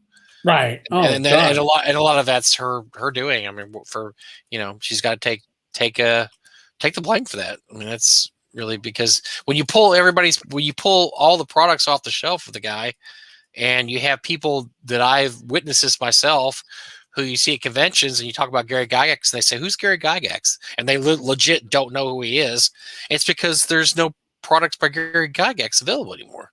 And so, because if his name's not in the public eye, and we've speculated, and there's been speculation with not even just us, that's why the contract they had with Hollywood was dumped out of, because the value had sunk so low that what's the point of making it, you know? My theory as to why the contract was dumped out of is that, because again, what I had heard through the grapevine. So again, let's say it's unverified rumors, is that when Tom DeSanto was trying to work with Gail to license the IP, probably to get a streaming service to pick it up as a series, he needed Luke on board. He needed to have Luke as a producer. He needed the name recognition so he could bill it or sell it to services, whether it was Amazon or Hulu or Netflix. You needed somebody to say, "Hey, listen, this is Luke Gygax. He gained with Gary. He knows this. You want him on. He's lifelong military. He runs." And Gail, personable. I mean, he's a personable guy. Great personality, charisma out the wazoo. 3 beautiful daughters, beautiful. I mean, just everything about him just oozes.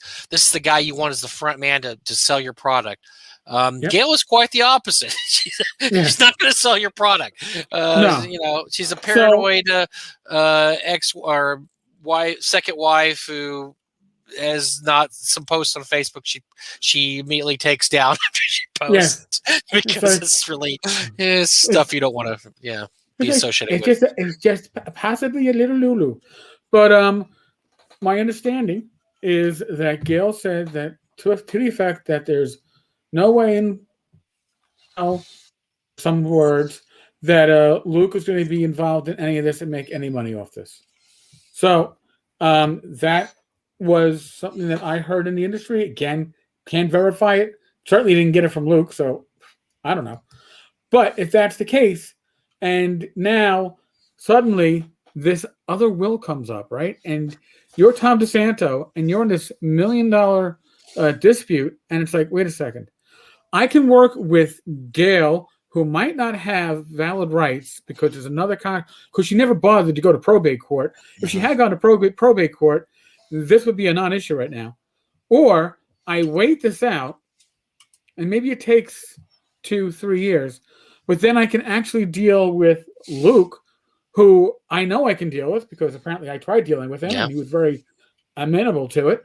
And if he has a valid contract, then the contract signed with Gail has no value. It's invalid, right? So why fight? Why spend money fighting for a contract that is likely invalid? And that's why I believe Luke has a very good chance of succeeding, because if DeSanto thought that Gail's contract had value, if that contract was going to be upheld, because her will is going to be upheld, the one that she's operating under, then he would have fought for that contract because that contract is money. But if you're going to fight for a contract that is going to be invalidated anyway, you're going to waste money and you don't spend money. And that's why I think that DeSanto's lawyers, again, I am spitballing here, but I think DeSanto's lawyers looked at the situation and said, you know what? You can save yourself hundreds of thousands, if not millions of dollars in legal fees, but just waiting this shit out. Let these two, let Luke and Gail spend the money, and then we'll deal with the winner at that time. In the meantime, there's no value in this because we don't know Right. who's going to own it. Story of the mysterious second will again. Did Gail allegedly ignore? It wasn't quite like that. Eric can probably explain it better.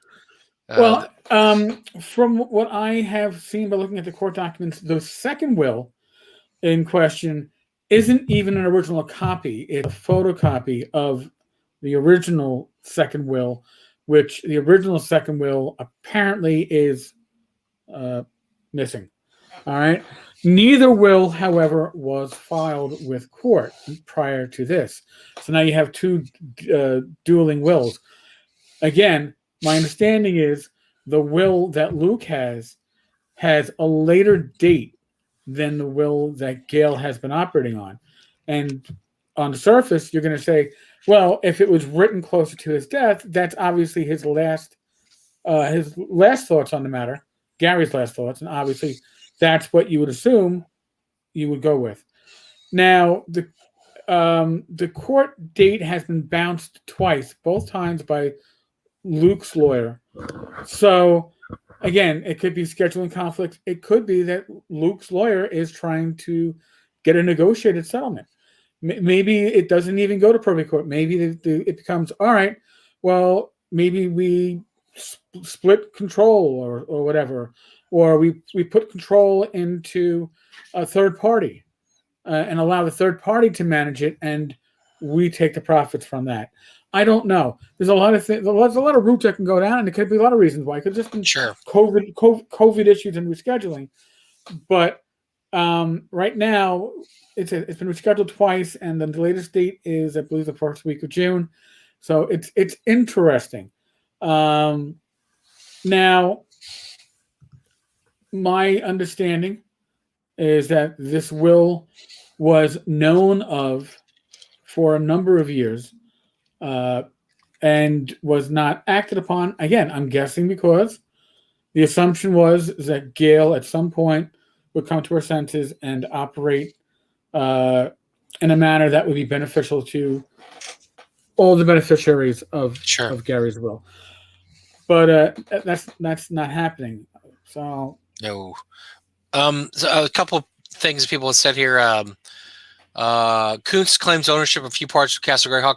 I think that's a valid claim, because if you talk to people who were there at the time, and Rob will tell you this, but if you go beyond Rob, he was co-DM of Castle Greyhawk when he was a kid. That's how precocious Rob was. He was a very creative guy, and Gary, he was kind of like Gary's like an adopted son. He was a friend of Ernie's, and a very kind of like adopted son. He used to come over all the time because he didn't have a very great home life himself, and he really got into D&D, and he created his own castle, El Raja K, but he also created a whole bunch of levels in Castle Greyhawk.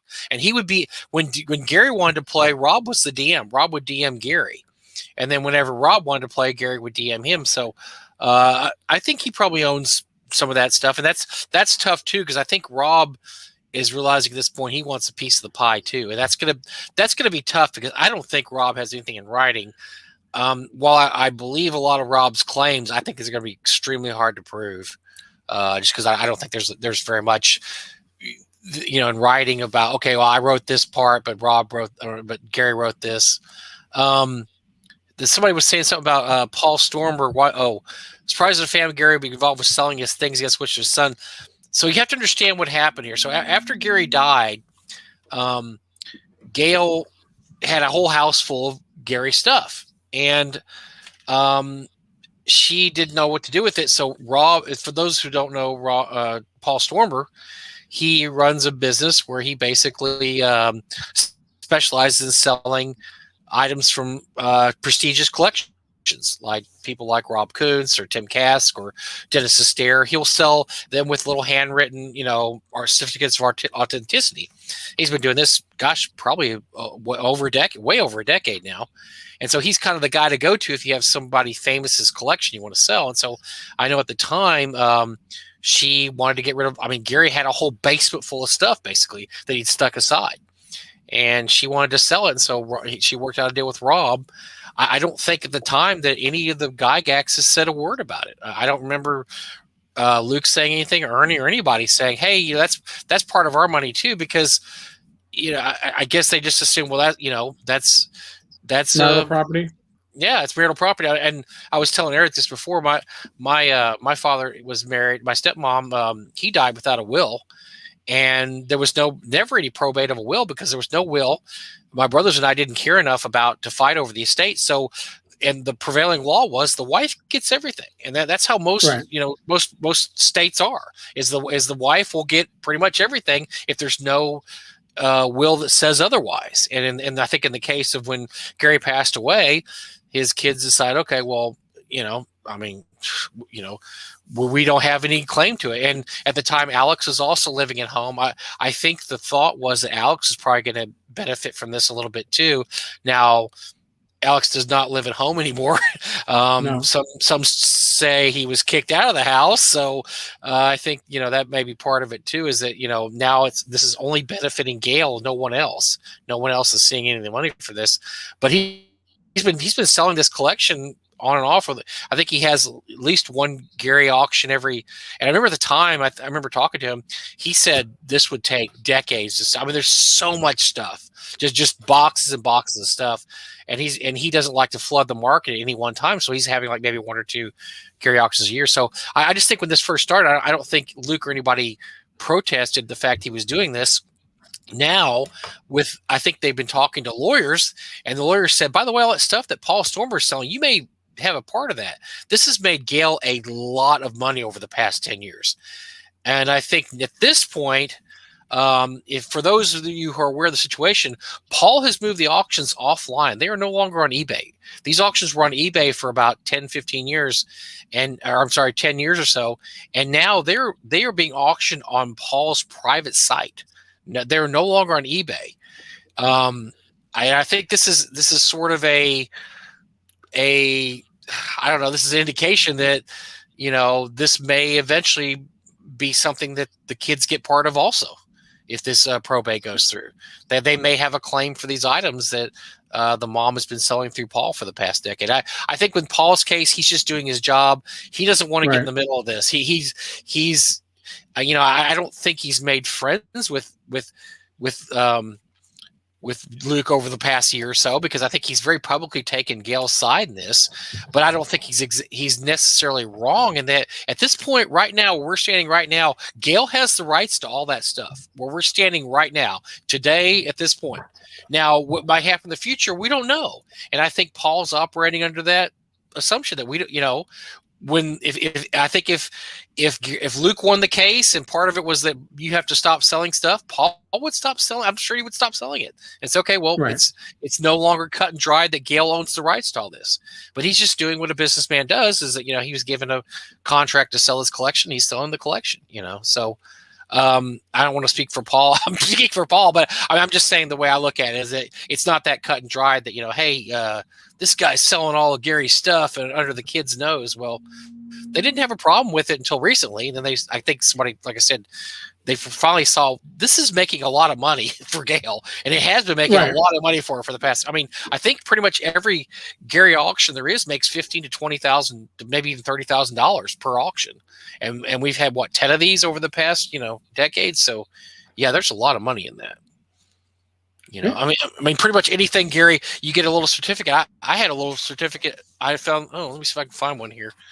I was just looking at one the other day. I was just like, I have a Gary Gygax auction certificate item. I think I bought it. Oh, I can't find it. I don't know what it is. I got crap all my. But yeah, so you get, just for the right to have that certificate, people will pay extraordinary sums of money to have a, say, Dragon 165 that was in Gary's basement, was what it boils down to, without even Gary writing or autograph on it. It was just, it was in Gary's basement, man. Right. It's worth money. It's got to be worth money. Actually, I do have something. Damn, for a second, Eric. I'm going to pull something out here.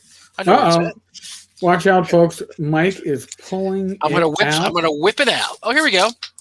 Here's a Little Wars number 9, April 1978. And then there's the certificate of authenticity. And I don't even remember where I got this. I don't think I bought it original auction. Oh, I'm sorry. This is part of Darlene's collection.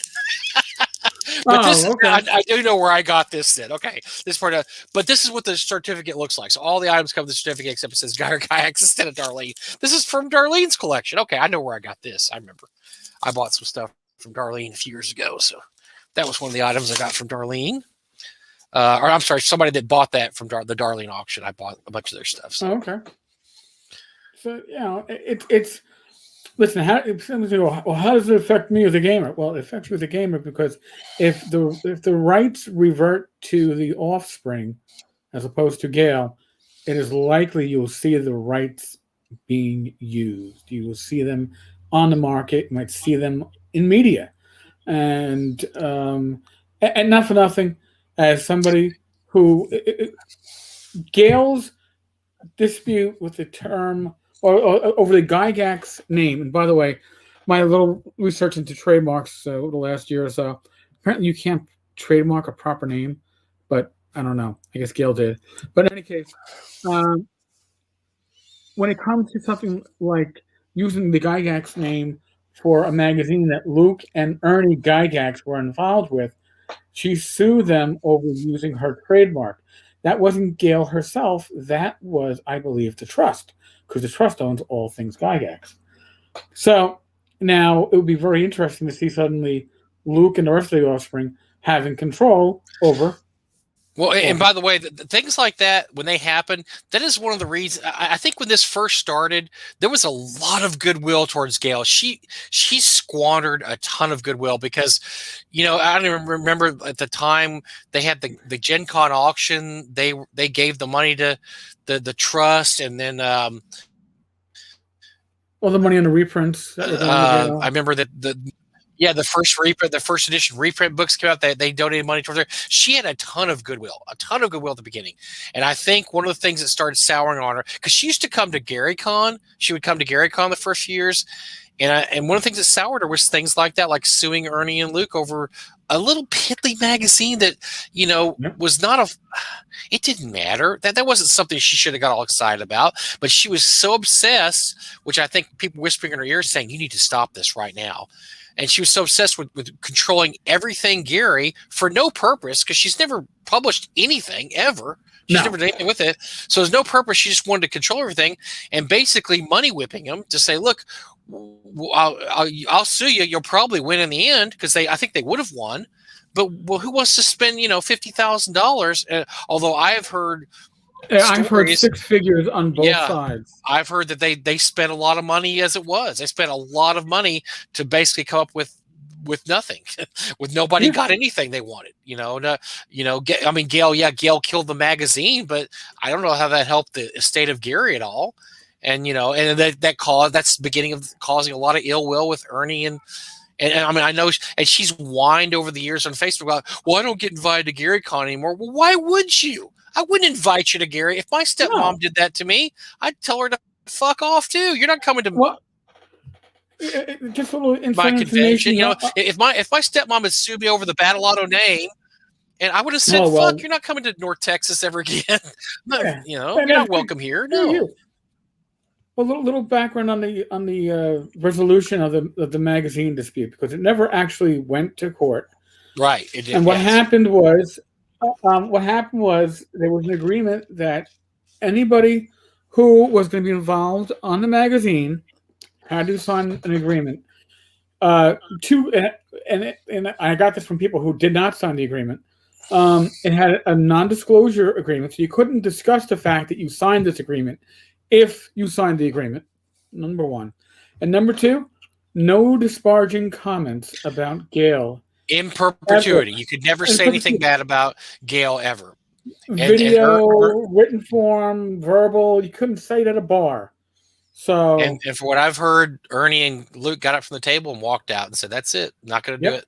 And good for them, because that's ridiculous to have to sign that. So they could have kept the magazine if they'd signed that and been all smiley face, like, oh yeah, Gail's running everything just great. But that would have been a terrible deal to sign. We love Gail Gygax. She is the reason why she's doing a great job with everything, with the trust, with the the Memorial Fund. Memorial's great. Memorial's going awesome. Yeah, it's going great. Yeah, everybody that virtual memorial that virtually might might happen virtually.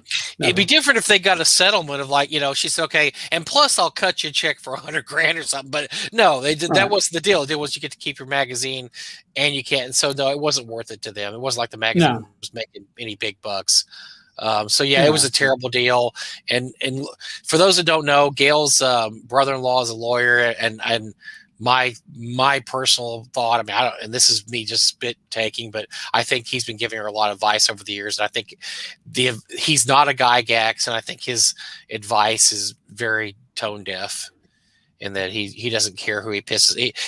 They're not involved in the gamer world. They don't know anything about gaming really, and they're I just think he's given a lot of really terrible advice. It's really, like I said, she squandered a lot of goodwill. She had a lot of goodwill, and I don't think you could find very many people at all that aren't her. She has a couple of what do you call? I don't know what you call them. Sycophants. Yeah, she has a couple of sycophants in there that Gail can do wrong. I think at some point maybe they're going to get a piece of the pie. I don't know, because there's no logical reason they'd be befriending her and helping her. But yeah, except for that, everybody else that you see pretty much online is like, no, they don't want anything to do with her anymore. Nobody wants to, and she'll whine about it on her Facebook page about nobody wants to be my friend anymore. And I've got people hiding under my bed that are trying to set booby traps and kill me and all that just cuckoo stuff. And even her son with Gary, Alex, is kind of pushed her away the last few years, like, because she's got a little too over the top. And so as Eric said, it's going to be interesting to see what happens with this will, because if they rule for Luke and them, I think it's good. It should be good for the hobby. It's going to be very good for the hobby, because it's going to put the name Gary back in the forefront where it should be, and not on the back burner and being protected from God knows what. I don't know why it's being protected. I mean, for those of you that remember, all the work with Troll Lord Games had to be destroyed, because that was part of Gary's deal. And once Gail took over, she said, no, I'm not going to continue this contract. You have to destroy everything that Gary wrote for you. So that meant Legendary Adventures, all that stuff was out of print, gone forever. That means Castle Zagig, all the Castle Zagig stuff. That's why it's $300 to $500 and you see one on eBay, because it's never going to be reprinted again. I mean, all that stuff, that was all stuff that could have spread Gary's name out there. Jeff Talanian, who had co-wrote Castle Zagig, they had a plan where, they were going to publish the whole Castle Zagig, all 20 levels of it. That was all gone. I mean, all that stuff just disappeared. It's a tragedy. It's a shame. Now, the other question that folks have asked me recently is, what's the update on the Gygax Memorial Fund? I don't know. I haven't seen the last tax return that's up, because remember, there's no more website, and the Facebook page doesn't get updated. But the last tax return that was filed was 2018. When the 2019 one goes up, I will cover it on the blog, and at least we'll look at what income is being. That's a tragedy too. That's sad too. To this day, the only memorial to Gary is the ones his kids bought and put in the stone. That, by the way, Gail disparages that, which is ridiculous. That she's done shit, and she takes every chance she gets to disparage that memorial to Gary when it's the only one we have from him. And her stuff is just twisting in the wind. It's not going anywhere. So man, we covered a lot for not having a special guest. We did. Maybe it's better we didn't have a special guest this week, because we had a backlog. We didn't even get to Shadow, whatever, Dream Shadow or whatever the fuck that was. We didn't even get to the Shadow, whatever the hell. Oh God. Yeah, we cover that some other time. We don't have to. I mean, that was funny too, because that was a Me Tooer.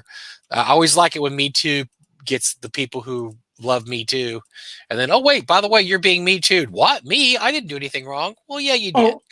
Well, but no, but I didn't mean to get caught doing something wrong. Oh, wait a second. I thought this was getting other people in trouble. I didn't know I was going to get in trouble for Me Too. Yeah, you're going to get in trouble for Me Too. So we'll cover that some other time. That was pretty funny. Because that's what I really listen. If you screw up and you fall on the sword, you know what? I can't stay mad at you. I can't, because you're like, I fucked up. I shouldn't have done that. Yeah, all right, I did it. But I hate I'm really sorry that you're upset with me, because I mean, I'm sorry I upset you because my actions upset you. I'm sorry, not that you're sorry for your actions. I'm sorry that my actions upset you, and you being upset really is your fault and your problem. But I'm sorry that you feel that way about my actions. That's not a fucking apology. By the way, we couldn't push. I can't believe we couldn't push Greg's Kickstarter. So I've been watching all night. We're at 61,963. We went down 200, then up 100, then down another 100, then up 300. I mean, it just sat there. Come on, guys, let's push this over 62. Push it. I think we can make 65. We've got 21 hours to go. I think by this time tomorrow we'll be at 65. I'm hoping so. Greg puts out a good product. If you haven't backed it yet, you don't know what you're missing. You need to really toss $60 at it or 100. And remember, your money, if you're in America, you're getting bang for your buck because this is in Canadian dollars, which means you're making 80 cents on the dollar or whatever it is. So yeah, right. So you're saving money by buying. You are. You're actually saving money by spending money. As crazy as it is.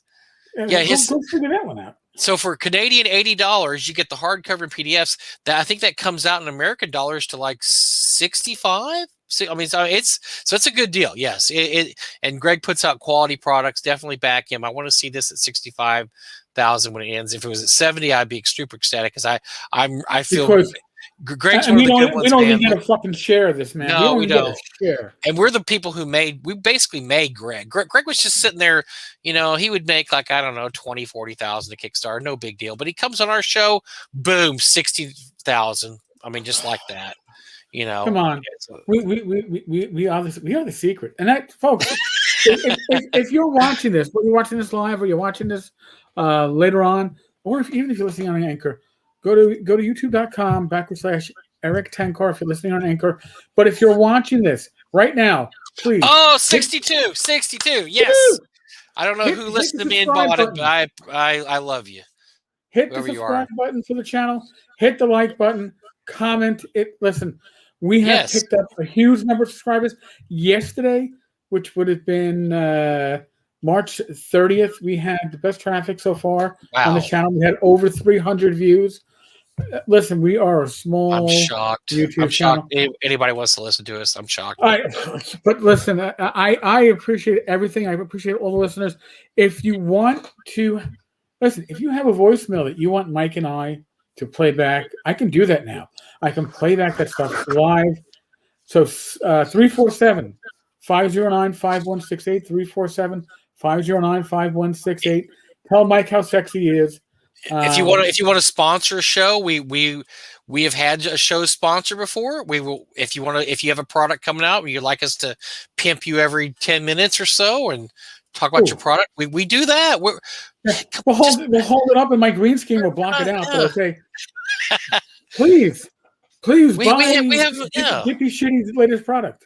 We have no shame. We will definitely.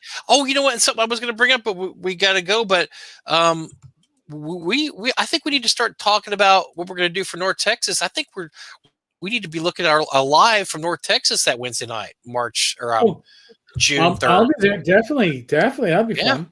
So that may be something to pencil in your schedules. We will be doing a live from North Texas on June. Was it 3rd or 4th? At North Texas, and who knows who will be? Oh my gosh, we'll have such a cast of weird characters to pull from. Who knows who we may just pull in for that one. So right, and we may have to draw like our own cone of viral silence because I am not podcasting for 2 hours wearing a mask, but I will be vaccinated. I am vaccinated. I will be fully vaccinated by then too. So Mike will be, Rach will be. So. We will have probably we may have to put ourselves in a secluded area that's away from the general public. But actually, according to the CDC, we can't infect anybody. You're allowed to gather in small groups. And CDC has said we are allowed to gather in small groups among other vaccinated people. We will be taking advantage of that for the cause. Right. So that's what we will have. We will do it great. And if you have any topics you want us to cover, just a little foreshadowing. 2 months. It's 2 months. 2 months from now, but I'm just throwing it out there. So just let you know, 2 months from now, we're looking at North Texas. So 347-509-5168. Subscribe, like, comment. We are not medical Yes. professionals, but common sense. Listen, I got vaccinated because I've got multiple comorbidities. If you don't want to get vaccinated, you know what? That I'm not telling you what to do. I'm going to say use your common sense to keep yourself, your family, your friends, your loved ones, your community healthy and safe. Be safe, be well. God bless. Roll those dice. Knock on wood. I shall be back again tomorrow. Oh, and folks, if you're on the Discord server, Thursday nights, 9 p.m. Eastern, we do a live hangout. Doesn't get broadcast. We just chat and talk shit in the community. We are going to start doing at least one a month on Monday mornings at 9 a.m. to help those that are shift workers. Whoa. Yes, over the other side of the pond, other side I'm of the world. interested. Yes. I'm up in the morning. Yeah, that's great. All right. That'd be fun. All right, folks. On that note, I'm going to bow out. I'm in. Yeah. All right. We're going to get this thing, have to get this party started. All right, folks. Laters. Later.